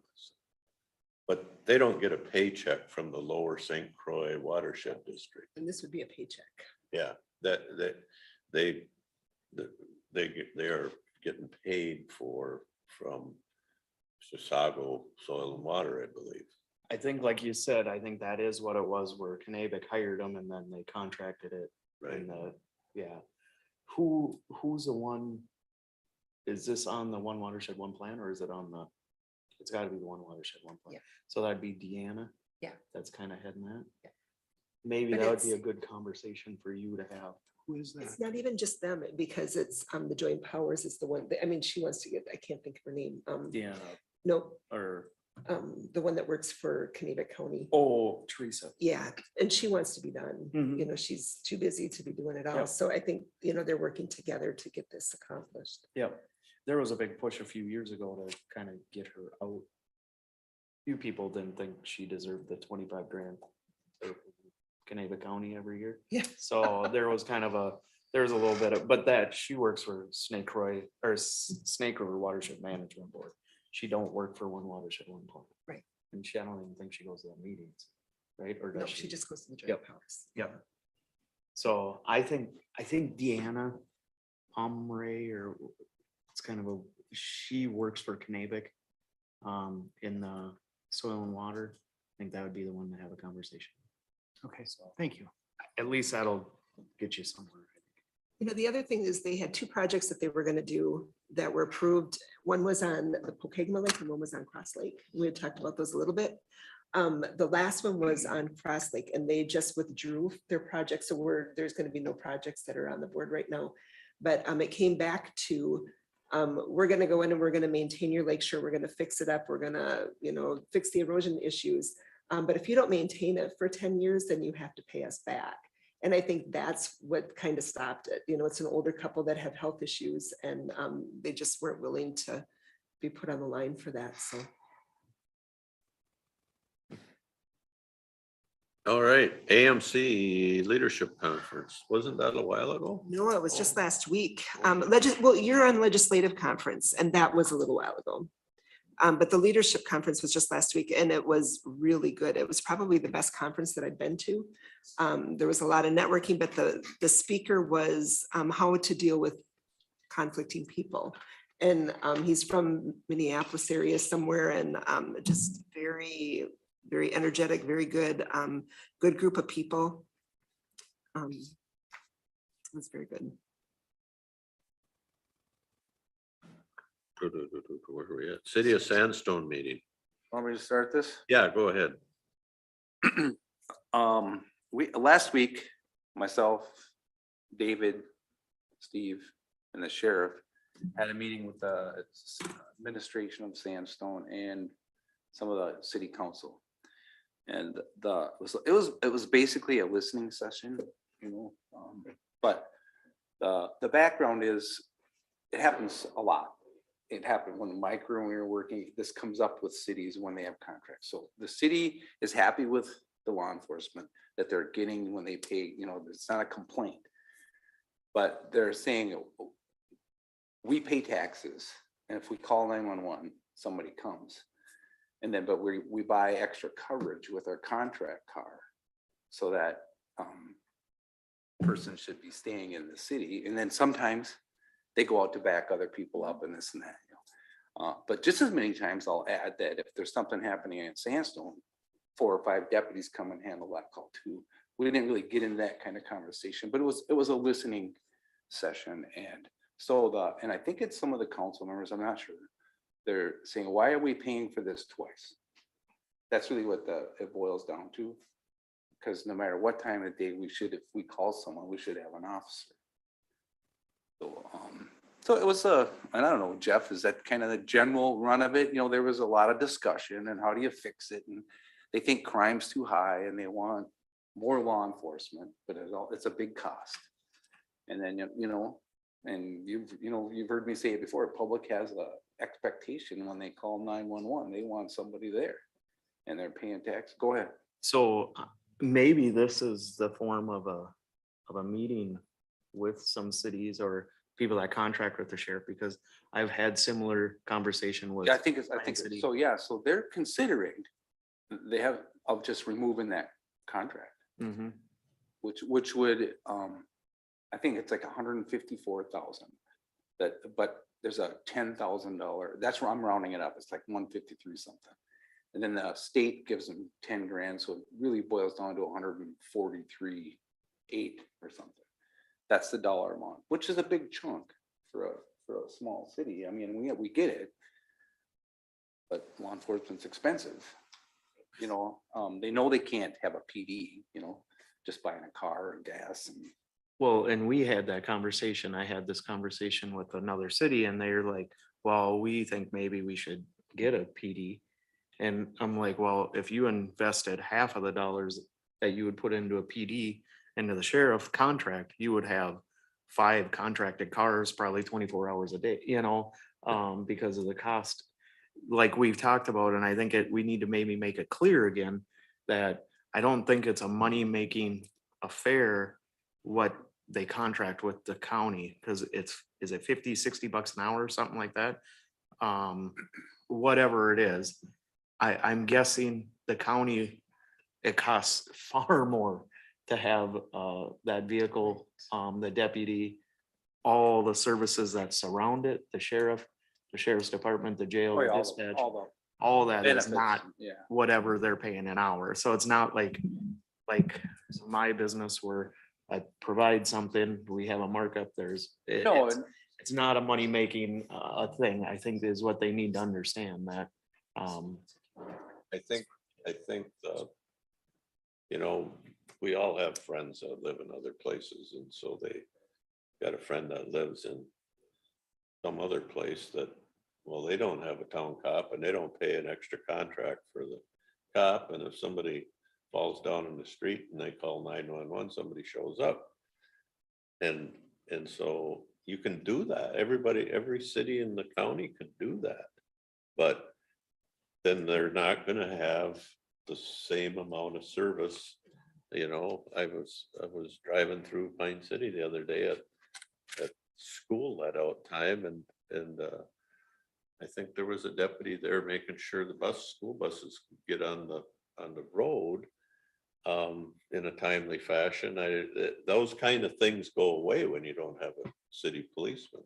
Yeah, and there was kind of a perfect storm in the last 2 years.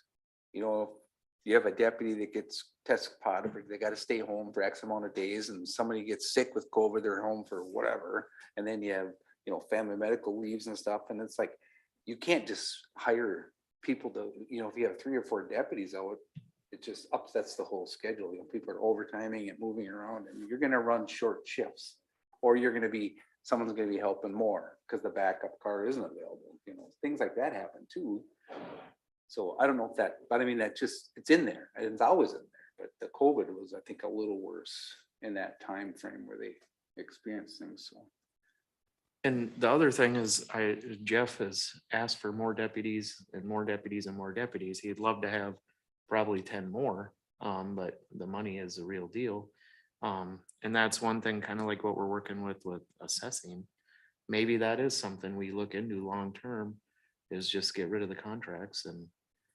Well, we're just putting, yeah, we'll see. And then we'll just, decide that we as a- have it, you Yeah, know. if we had an extra $1 million, we Yeah. could do it. The you know. thing is we've had this conversation about one local. Yep. I mean, essentially the taxpayers are paying it now. They're paying the extra, whatever the contracts are, everybody that lives in the county. Is it viable for the county to charge the local cities, municipalities? Who's ultimately paying it? The people that live there, or, you know, and that's a conversation maybe to have with these cities.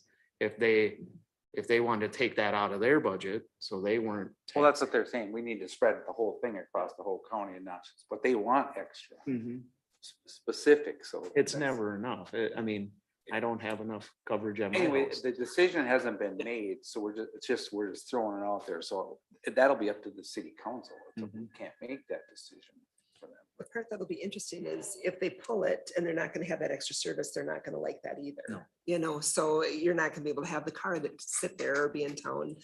You know, it's, and that's gonna create a lot of conflict for them too. So it's gonna be interesting to see how it goes out. And or the sheriff's department won't have the help that is being contracted there. So it'll just go on the burden of the rest of the county. I think our duty, we don't have PDs. I think it's a duty of the county to provide that.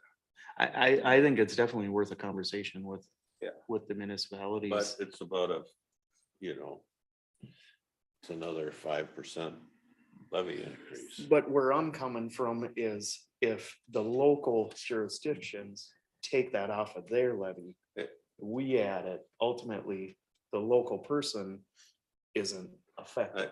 I mean, it get- adds to I- our I budget, get- but I get what you're saying, if they just want to take it off, just to but add that to I their live bottom out line. in the then- country and so do Yeah. you, and we're not paying that extra $1 million for more deputies. Mhm. You know, I don't, nothing's fair. No. I mean, we know that, but But I could see what if is the most fair? if a local city just, if Sandstone pulled, Jeff's still got to cover the area. I mean, it's our obligation. And if you do have a car there, certain amount of times he's taken some work off of that area. And that's just added on to the sheriff's department, added on to the rest of the county.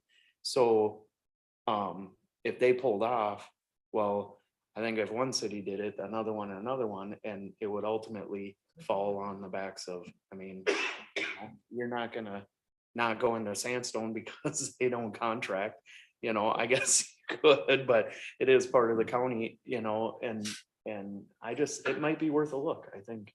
I don't know. Yeah, Dave's thinking. I'm willing to look at everything. I just don't know. This, may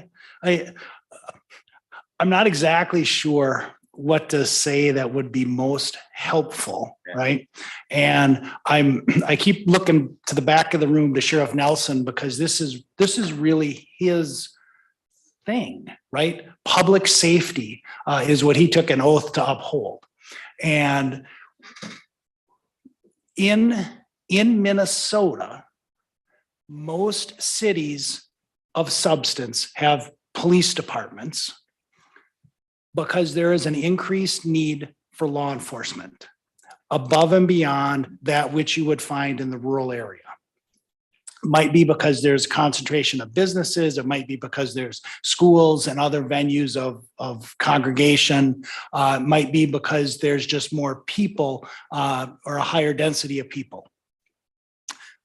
I am not aware of anywhere in Minnesota that interprets the law to say that the sheriff must be the primary responder to any emergency, air quote, right, in that jurisdiction. There are certain calls that probably qualify. There's a lot of calls that an average citizen would expect law enforcement to respond to, that under the law, the sheriff probably does not have the requirement to respond. And that's a terrible sort of perspective to take to frame the argument. But many of us, many of you have townships and cities in your jurisdictions that lately have been discussing fire contracts, right? And it's, in some ways, it's the same sort of argument or framework of who should pay for what. And at this point, just as a reality, if the cities canceled their contracts, there would be an immediate loss of about $500,000 to the sheriff's office. I don't think there's anybody sitting in this room who thinks that the county has $500,000 to get back to that level of service and then start to address what the sheriff has proposed for several years, in that he needs additional staffing to adequately do his job. So, I mean, we left, my understanding of how the meeting in Sandstone ended is there was good conversation, there was good information sharing. Everybody walked away with a little something probably new to think about, but the onus was really left on the city council of Sandstone to think about what they wanted to do as their next step. Yeah. Is that fair, Sheriff? Yeah, trying to stay out of the discussion because I'm not sure I have much value to add. Other than, again, to me, I don't care where the funding comes from. If you guys want to pay for it through the county and we allocate it out to the cities. But keep in mind, we're already doing that. I mean, if you look at especially Pine City and Hinckley, they are high users of law enforcement. They contract for 10 hours a day. They're getting more than their share of coverage already, 24 hours a day. So again, in my model, we would have to account, if we're going to be fair about what the cities are actually paying for and receiving, there's got to be an increase in what that looks like just in reality, because our day coverage, typically we cover the contracts in the evening hours, when call loads get a little higher and some of our day people start dropping off the schedule. But we're equally as invested in responding to calls all day long. So those 14 hours that they're not paying for, extra coverage, I think again they need to be made aware of what they're getting from the county for the usage. And those numbers I ran prior to that meeting, and Pine City, Hinckley, especially, they're equal use of law enforcement services with the way we set up our districts for patrol. They're using as much as the rest of that district during the non-contract hours that the cities are, or the townships are getting for that. So those are really blatant to me on how much they're getting that they're not funding. And Sandstone's a little harder because it's a bigger district that it sits in, and the population is spread out a little bit more. But again, it's the same thing. The higher use areas should, in my opinion, be helping cover more. And we can only be covering what we can cover with the pool of deputies that we have. And that's what it comes down to. So I don't know if that was helpful or not, but yes, it's an interesting argument. If you want to discuss what my funding would look like and what my request is, I'm not ashamed to come up here and ask for more every time I come and talk to you guys. I think you've noticed that. And who sets those numbers is really arbitrary. There is no perfect, you have this many people, you need this many deputies, you have this square miles, you need this many deputies, you have any of those kind of things are really kind of what the community feels it needs. And maybe that's the answer for Sandstone, is to listen to their constituents that live within the city limits and see what their final thoughts are. And hopefully they will open that up to a larger discussion before they make any of the decisions. And I'm not sure how that would go for them. Well, I have an idea of how that would go for them, but I'm not sure it would go in that direction. But I can't predict that either. So again, I can answer any questions. If data helps drive the decision, we can have maybe at the Public Safety Committee's level, we can have some of that data-driven discussion and see what that looks like. Or again, I'm open to whatever that might be. We are a data-driven decision-making body, so I think that always helps. But it's an interesting discussion. Obviously, we're not going to solve anything today, but I think we all need to go mull it over and figure out in our mind where we're really coming from, and then maybe come back and have a COW meeting that we devote an hour or so to a thoughtful discussion about what would it look like if we did whatever. All right, and as you're thinking about that, I want to put two pieces of information maybe into your mind. And the first one is we are probably an anomaly in regards to counties that don't have a substantial city that has a police department. So if you look around the state, most counties have some city of substance, whether, if you're Washington County, you've got Stillwater. If you're Little Falls with Morrison County, you've got Little Falls. If you're Itasca, you've got Grand Rapids. Most sheriffs, I'm guessing when you go to your conferences and talk to your colleagues, most of them have a substantial police department that they can actually rely on for some occasional help. So we're different in that regard. And then well,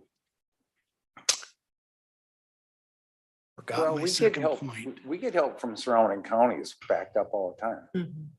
Night shift, the Carlton guys. But go down and back our guys it's not up. like having Yeah. two No, it cars does in happen. Pine City, Right. you know. No, it's not as So fast. if you look at like major cities, their police department's probably larger than their sheriff's department. Yeah. I mean, you That know, was- so. That Yeah. was our experience in Raiders. Bemidji. Yeah. Bemidji's probably got as many. And then the other thing to remember is of all that money that we spend on the sheriff's office, a slice of it is patrol, right? There's a lot of other money that goes into dispatch, that goes into other pieces of, it's not all the deputy on patrol.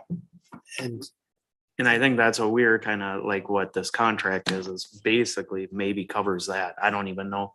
We've Yeah, had so- kind of conversation. I doubt it even covers that. Right. But Reese's office, the Yeah. jail, every, you know. I, Terry's like I office. said, we're not gonna solve it today, so, we'll let everybody mull it for a while and we'll come back. But I definitely think information to the contract, the people that are contracting it out, to have this conversation is probably, they'll probably sit back and say, yeah, we're getting a pretty good value for it. Yeah, they are.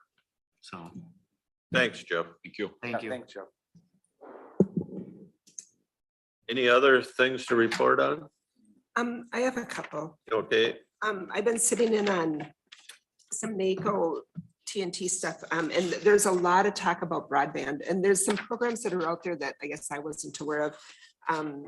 And that's for people that, well, tribal people or people who are on medical assistance or have the lower, they're in the lower incomes. They're eligible, if you're a tribal person and you meet the requirements, you can get $75 a month to help you towards your broadband. If you're non-tribal, you can get $35 a month to help you towards your broadband, but it's a program that is out there. I was thinking about it with the new plans that we're gonna, and what's coming up in the near future here. The providers, if East Central Energy decided that they wanted to go with this and to get, have people allowed to get that federal help, they would need to sign up to be one of the providers that their customers can utilize this program.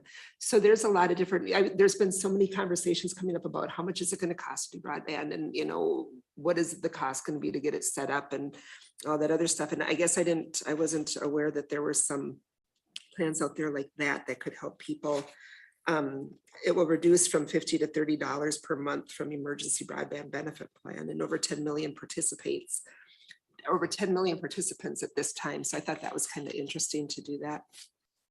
But yeah, it's interesting to see what's out there. And then also, I sat in on the legislative thing yesterday.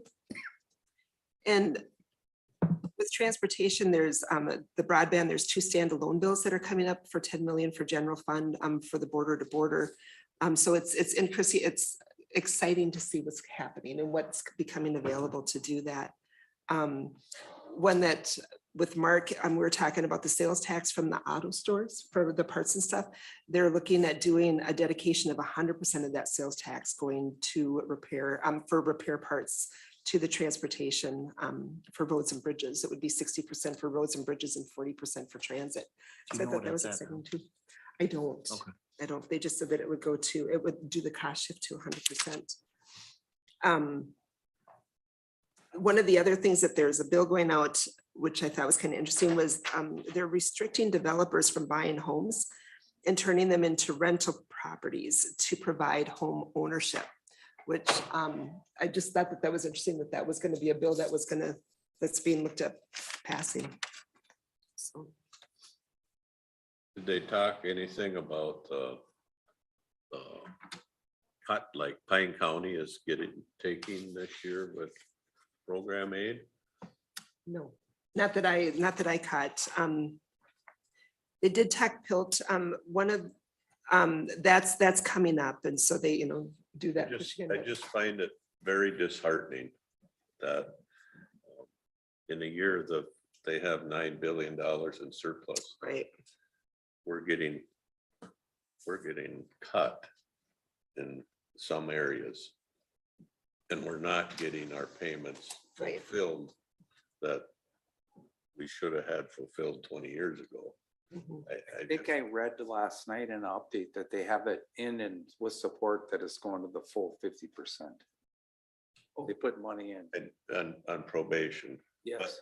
But in that, correct me if I'm wrong, David, but in the formula Program aid, yeah. for county program aid, Yeah. Pine County is one of the counties that takes a 1.3% reduction in county program aid. So that's how many $1,000? It's like 22-ish thousand dollars. Yeah. But to your point, where there's a $9 billion surplus and 7% inflation, to take a $22,000 reduction in our primary general aid program is a hard pill to swallow. So I think it behooves us all. I mean, we can go to all the meetings in the world, but the people that push the green and red buttons are our state representatives and senators, and we need to send them a little memo and remind them that we're the guys that get beat up because the taxes for property go up.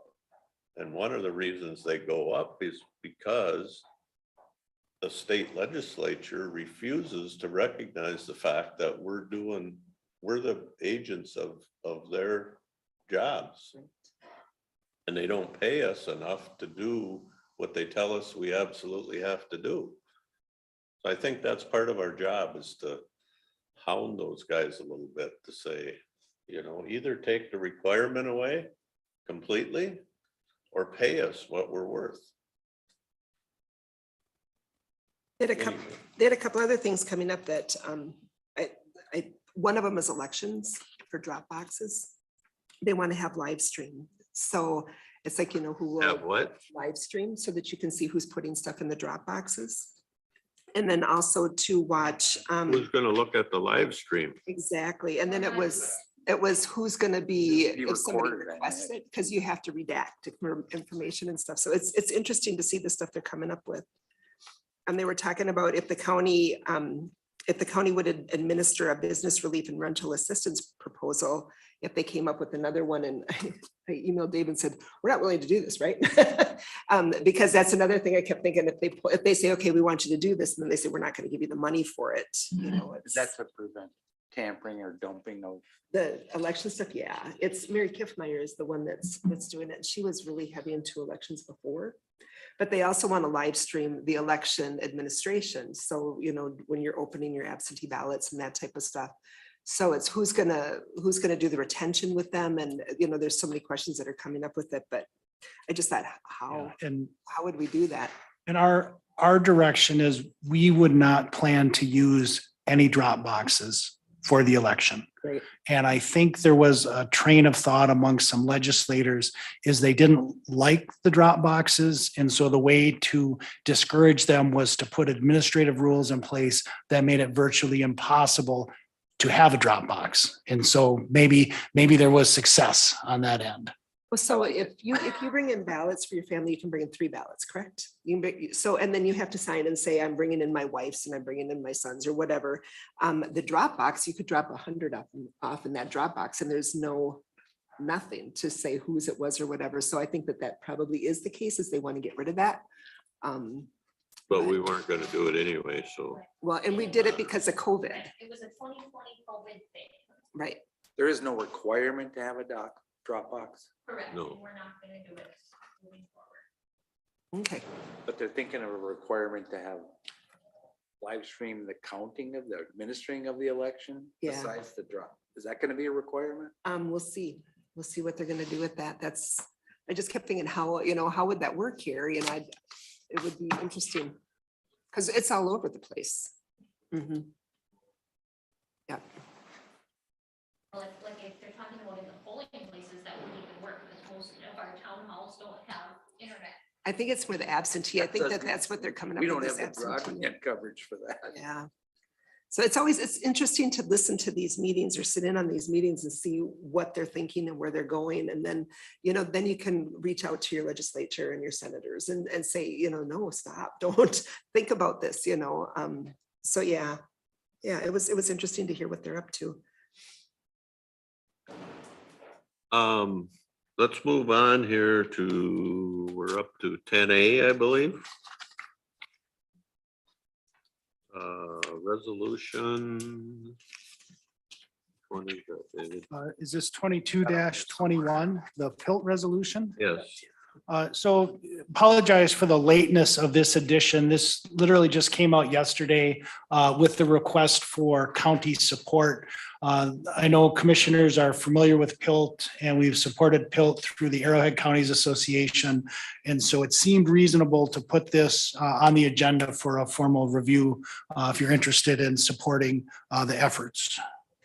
And for Pine, this particular proposal for Pine County would result in an increase of about $370,000. I'll move it. I'll second it. Motion by Ludwig, second by Lovegren. Is there any discussion? If not, all in favor, say aye. Aye. We'll get it in the mail this afternoon. So let's take a 2-minute break here and Leslie gets set up with the hometown fiber thing. So how do we sign in? How do we sign into this thing now?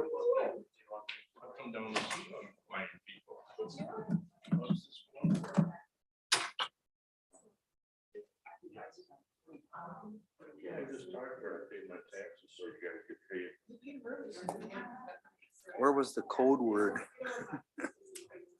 Right here. Matt.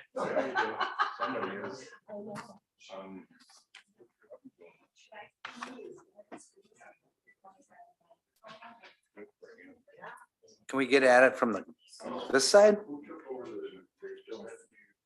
No. We have to go out to, So if you. Got an email Safari. this morning with it I don't on. want You got an email this morning. Why does it keep pulling No, up? no, because you need to go to your email, not your Safari. Go to your email. I'm gonna go through my email to access that. Because you received an email this morning with the link in it. What Dave? This one, Okay, there's the link. just click on. Oh, just, there we go. Oh, okay. Now click on it. Open, yep. Good, how are you doing? Do you have a good time in Florida? I did, yeah. It was Okay. nice. And then here's your username. Kind of, yeah, just a little north Why of don't you there. have a keyboard? Jen's Tell me mom how to lives up find in it. Northport. Teach me how to find my keyboard. Ryan? How do I pull up my keyboard? Spent a little time before. I always have this problem when I'm doing the chat. There you go. What'd you touch? Oh, I just, touch- yeah, I we should've just known touched that. into Same as it. the app. Yep. We went to SeaWorld. Oh, wow. Did everything. We didn't go to Universal this time. It was a good time. Wine. There you go.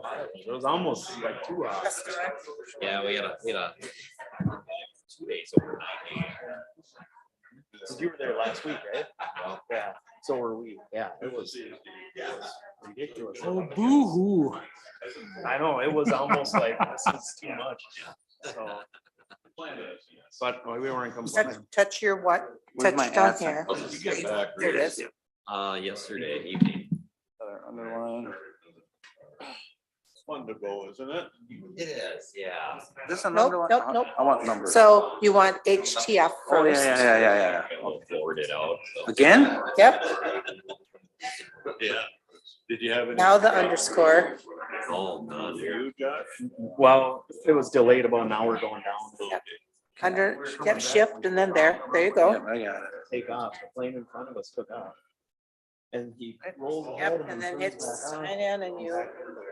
Taxiway, and I'm like, this ain't good, I wonder what's going on. Then about 15 minutes later, he comes on and says, the airspace in Jacksonville was too cluttered. Traffic control won't let us go. I'm like, you were on the runway, just pretend like you didn't hear him and go.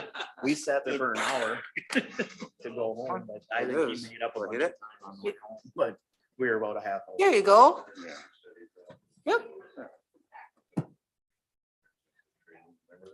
Did you guys fly or?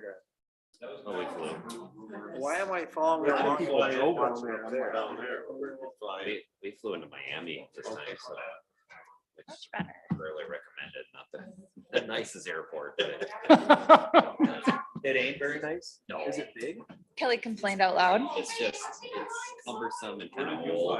Orlando and I know, my fingertips are turning blue. traffic by Orlando is Can you remind me, I want to talk to you about Paul Raymond before we, I know, I don't understand what he's, so. If we, Heather flew down to the Pensacola airport. Oh, yeah. It's like. That's a lot to put Jeffers in it now. Fort Myers is, I'm in Freeport. Myers is nice to go into. Two cents a round, it's not Bad at all, yeah, it's just. Ticket prices always are high when I look. Did you fly out of the cities though? I mean, like a new slave, for example. Of course, never when you're on a took over. Parents back in the day. $600 when I got to go, but. We got to- how are you? Fabulous. Good. You're the law enforcement, so you keep them 33%. So I did try to get into this and I couldn't get into anything. Yeah. It was like, Does your login not work? no, it was logged in and everything, but I click on something and it would say, Whatever. I just wouldn't open anything for me. Weird. Did you? That's weird. All right, well, hopefully it works today. Whatever. Yeah, the prison. I go, no, you don't say yes. I'm like, yes. He goes, well, you look like this. He goes, it's a 3-hour wait. Really? We don't have that. They can't. We don't have nothing. There's like minivans there. And he goes, here's the keys to one. And I go, can I go help my family? If there's an escape, there's only gonna be. Kind of like. By the time I got back, Weirdly, I feel like you're out of there. Oh. And it was like midnight. Because, I know, crazy. Dave, There's other cities that do it. I did, there's, I'll tell you what. How are you doing? Take care, Tom. We lost. We lost. you. Jail administrator. Cut off his broadband. You always knew where to find him. Is that? Yeah. I know. Tom Barnick. That was Melissa's job. Yeah, Well- Melissa's job. Yeah. He was in the sheriff's department first. And then. Oh, I don't know. I don't think he's related to that Barnick. I wonder, you mean like the guy who used to have the old guy who had that store north of Sandstone too was a Barnick. Yeah, all the Barnicks. No, he's not. I don't think he's related to those guys. Red Harley. Oh, go ahead, Leslie. All right. So did everybody get logged into the website? I think so. Link, the username, password. So you get to this landing page, which is our overall product that Hometown Fiber provided us. And as you scroll down, where it says explore the data, the first button on your left under the visual report is kind of like a PowerPoint presentation that ArcGIS, this sort of system, can do. And it walks just the average person through what Hometown Fiber did for us. It requires good broadband. But it talks about what led us here, what information that they gathered for us. It's a little interactive. It gives us a history lesson, and it's sort of educational foundation for people that might not understand what broadband is. So just kind of starts from the beginning, what many of us went through when we took the. How are you moving through it? Oh, scroll. Did you click on? the right, scroll down. Yeah. These are the. Oh, thanks.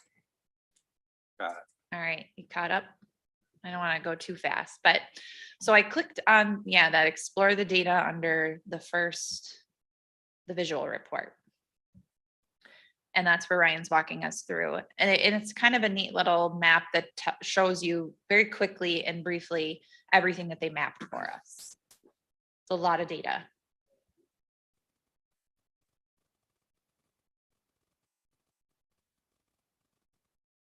And at the end, catching up to you here, it talks about some of their findings.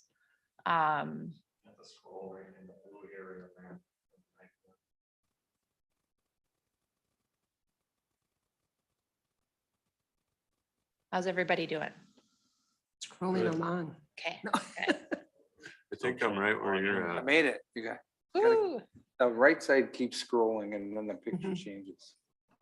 those silly iPads. And then at the end of their presentation here, they talk about the ponds, the passive optic networks, and what their suggestion was for us to kind of focus on. Talks about current technology, what exists, and it's within there where you can kind of interact with this presentation, where you can activate the data points or deactivate them, activate the fiber optic data points or deactivate them. Are you seeing that on yours, Ryan? It's under current technology, so keep scrolling. Yeah, or jump. It's Yes, the and overview. so you can either scroll through this or you can tab along the top where it says technology overview, current technology, findings overview, property rating charts, and interactive map. This is all part of their overall presentation.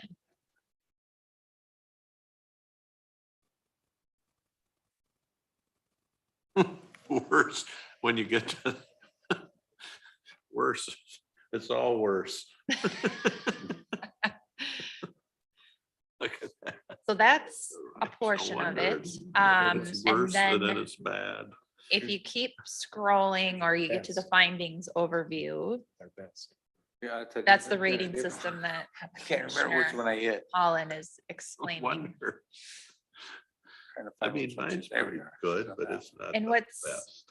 really know neat that. about the Much report that they generated for us is that you can zoom in to a property specific and find out what they've been categorized as.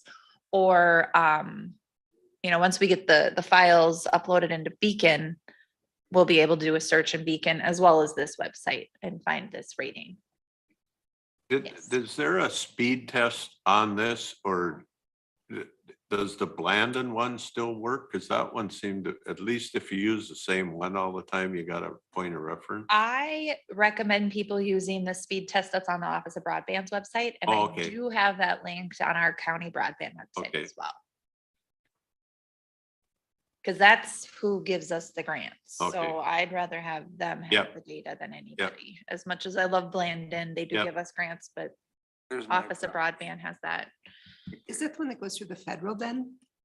I'm yellow. What's that? Is the one that you use, the one that goes through the federal government so that show, they're trying to fix our mapping because our mapping's horrible. I don't know if Should I it go goes back through the and see where federal I am? government. I know it's the state Office That's of it. Broadband. The though. state Okay. office of broadband has Touch been drive. trying to Let me fix trust those more. maps forever. And the federal's pushing it too, so yeah, I mean, it's. But I think it's gotta happen at the state level before. Which one did you get the Ever second one? fix it. It's here. There it is. All right, so they also, like I talked about, the property rating charts, and they produced an interactive map for us as well. Yeah. try that. Now, I don't know how on an iPad you go back to the first landing page. So I just have different tabs. I don't, Gotta use the back arrow Pine County. or scroll. You can scroll backwards too. because if we go back to the main page, Oh, we're going back. and click under charts and graphs, explore, Yeah. Looking at this. that's where we get some more data, on God. property ratings, how many properties are rated worse, bad, good, better. And as you scroll down this page, it breaks it down by city and township in those ratings. So you can see what each one of our townships has for the bad, worse, best ratings. This graph on the left of that chart, that's a telling thing.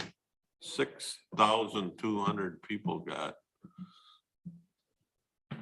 good service. 4,000 got worse service. And what's good Almost considered? 5,000 have bad service. and Good, 85 people have best. I believe good is like cable, Midco, Which one did you hit to get the? and where it's gonna be okay for the next 10 years, but it's not fiber. That's But better. you and know what's best. happened? Leslie, with our cable. Hmm. I think because more people have gotten on it now, it's not as good as when we started the Blandon project even. It's gotten, my average, when I do test results, they're Lower. average way lower than they were a year ago. And these numbers are properties. They're not individuals, they're not families, they're not houses, they're properties. So they may or may not actually subscribe to service. Correct. Okay, But they could. yeah. And the worst is like, they might not even have something in the ground in front of them. Mhm.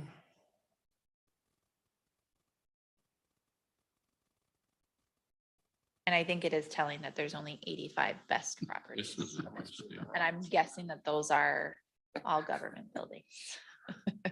A couple businesses. Oh, yeah. All right. I don't want to rush you guys along, so just let me know. The interactive map, if you go back to the landing page, the interactive map is something that I use weekly right now. When someone calls me and wants to know, I'm moving to Pine County and I want to know what internet providers are available. I'm using this interactive map now rather than the Office of Broadband's map because I know that this is more up to date than theirs. However, in 5 years, it probably won't be, but it's at least something that we can use.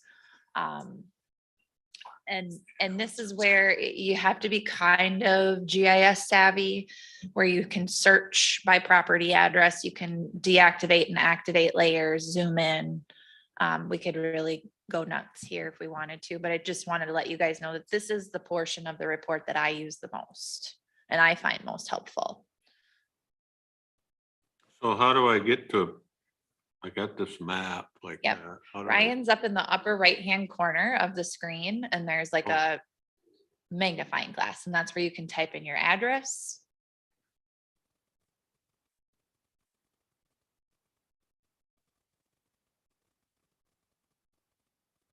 You can't get an address that way. Look it, we're the best. Weird. Oh, here? So where does it tell It didn't you come what up your, with my how good your house. service is? No, No, it says, let's expand your search. Where does it tell you how good your service is? the colors. It's yellow, it's good. It's my, the address So shows up next as to yellow. the magnifying glass, you can just, yep, the legend drops down. Yeah, might not work Yeah, so either. click on That's that interesting that the magnifying north glass side of and you can type in your Okegama address. Lake has Add my really address in there. good. So is that, East. is it shows up in yellow? It means it's good or what? Oh, no, and then you got to search. Mine's So- undeveloped. Yours is I what? got zero color. And mine's bad at my house. Well, you're better than me. And I have Starlink, which was failing us the other night. We were getting like, I haven't had an issue other than it's going up in. yeah, I was doing a speed test. It was like Oh, 2 oh, Yeah. oh, during Hey, the Ryan, wild how game can we too. save this to our Imagine how desktop? angry everybody was. Before I close out of it. So Leslie, Yes. what's wrong? Put my address in here and it shows me up as red, which would be worse. Mine comes up with nothing, which is nothing. But I would consider Yeah, good. you have Midco Yeah. cable. I don't know. That's a great question. They must not have viewed anything in your ditch or along your road that would have told them otherwise. Is the parcels to the west of you better than you? Shows the whole section red.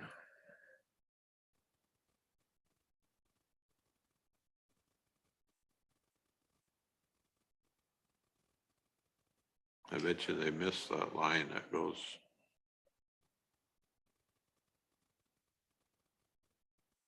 Hmm. what does it mean when there's no color? Means they did not observe anything there. Okay. And is that why when I enter my address, it doesn't come up with anything? I'm not sure. We could look into it, but I would also, when you're in that interactive map, so you just are in the property ratings layer. There's another layer that's a little bit more helpful if you go over to, the field items. Most of those are turned off, like on mine as a default. So the middle box that shows like paper layers stacked on itself up in the right-hand corner is how you can turn on and off layers. And in there is where then you could see if there's fiber optic in your ditch by making the eyeball looking Doesn't matter emblem what I on store it on, they're gonna slash. line up, make it my favorite if it's Google or Apple. And you can then like shut off the property rating layer. You can turn on all of the field item layers Just give and me a see, choice, so that matters. and then find your property and see what is in your ditch. I know there was a, I just did a bookmark. Yeah. after the announcement of the Add to home screen. grant for east of Hinckley, I had a few people reach out to me and they wanted to know where they fell Yeah. in the scheme of things. And I had to play with the layers a little bit. I couldn't just base it off of the property That's how I ratings. get my screen. I wanted to see what was in their ditch. Another one was a woman who lives west of Sandstone. And she's like, I'm fairly certain that CenturyLink is in the ditch opposite of the county road south of my house, but she's on a township road. And I did confirm that, yep, your Starlink is probably your best bet today until more work gets done. And that's kind of where we're going with some of this information, is just confirming that these people do know what's going on and it's true. This is the best that you can get. And here's some resources. So when does Star Wire, we'll find out tomorrow, some information? Yes, from we them? have a meeting with them Okay. tomorrow. Yep. And I then thought they were already working on that tower out there. Well, it turns out them. it's T-Mobile.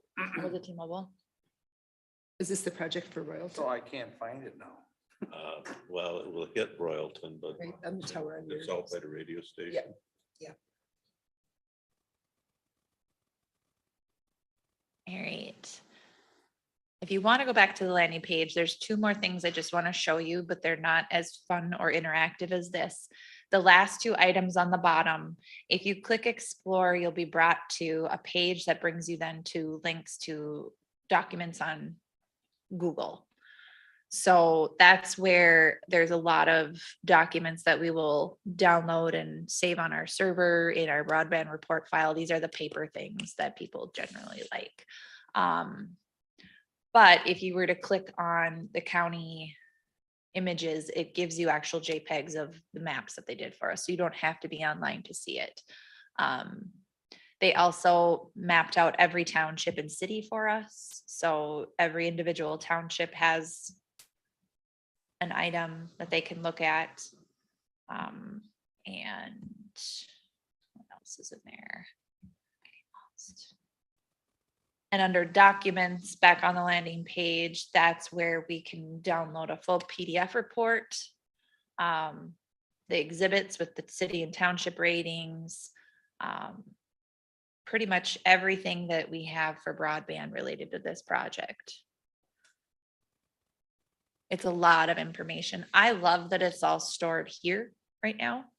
And that's kind of conversation Kelly and I had. I was like, oh, I just love ArcGIS, but it's so expensive. So we have this website for 6 months, I think, with 8 hometown fiber. But eventually all the interactive map stuff you see, we're getting put in Beacon. It won't be as fancy, but it'll work for how we need it to. And all of the exhibits and all of the documents and the JPEGs will be saved here and retained at the county. So now they're finished? So. They are. Okay, so where do we go from here then? Well, where we go from here is we now have better information to understand where we're at. And, you know, they have given us some suggestions. Oh, that's all it is? on where to Oh, go I see what you did next, there. and that Then address was the in one their, double- I can find it. It was their visual then the report. address. And this will help us work with the providers also. Click on it. Correct. It will give us a better informed platform from which to work with providers. Mhm. Providers had their own information and we just had to trust them and what they were telling us. This tells us exactly what is there, who owns it. If you recall from Hometown Fiber's preliminary presentation, they were suggesting, certain projects that we undertake to kind of start making the good and worse good and bad connections better with the pond project. And I know that we got a little bit of feedback from Landon Foundation consultant on that. So I'm kind of trying to sift through what everyone's saying and what is going to work best for us.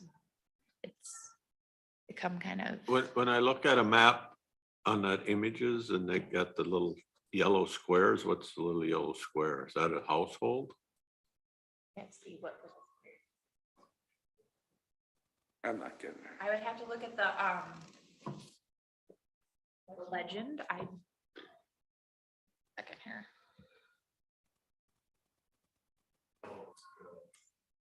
No, it's not the outline. It's like the line with a box in it. And I think.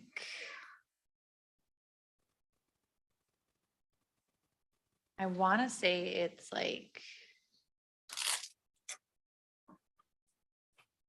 Fiber or. So we're So in the legend I'm looking at. Yeah. Which is the field items. It says the yellow dot is cable, TV, phone, internet. But he's got like the boxes with the yellow. It's different than the little yellow dots. those. No, I got little yellow dots. I got squares. Is that a pedestal?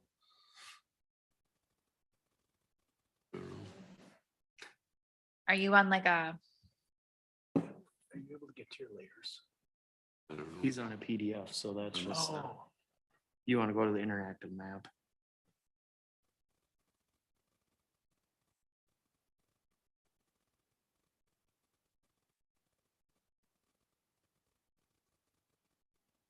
Does the PDF you're in have a legend? No. Okay.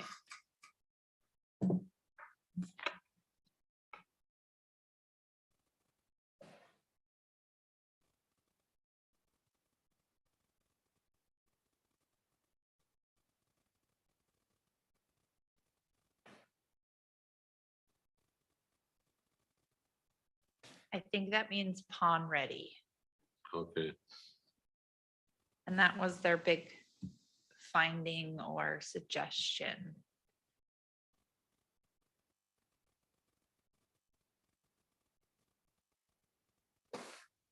I went back to. I'm sorry, I was looking, Leslie, when you were talking. That's okay.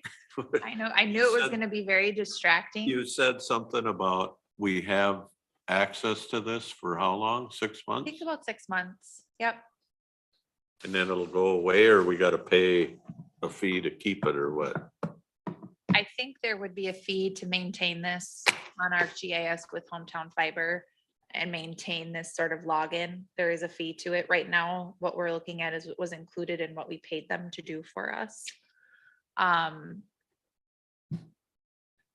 Once it gets. I don't know going forward how long it'll be valuable, but Right. it's interesting now. I encourage you guys to play around with it. If you have questions, email me, call me. I enjoy using it. I think it's very interactive and helpful. To kind of go back to Terry's original, now what? It's a good question. Right now, we have providers wanting to talk to us. I mean, we're in a very different climate than we were 9 months ago.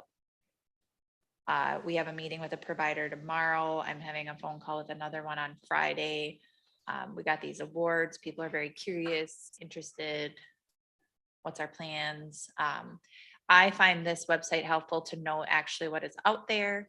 And I am curious to potentially move forward with repairing some of the things that they have noted need repairs and upgrading what's out there and seeing what providers want to help us with that, because I don't know for a fact if this would fix your speeds, but what if it is just a outdated blah, blah, blah Yeah. that needs to be upgraded for a few $100 or a few $1,000s, and it would increase your speed and increase the capacity in your neighborhood. I don't know. But that's what Hometown Fiber was alluding to. Gonna And, finish up both those of them. fiber to the home And, projects. Right. Then maybe either put some more equipment in Pine City and, Yes. you know, I don't know.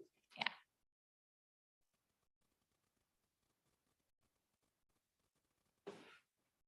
Thanks, Leslie. Yeah, let me know if you have questions. I think this is a really cool end product.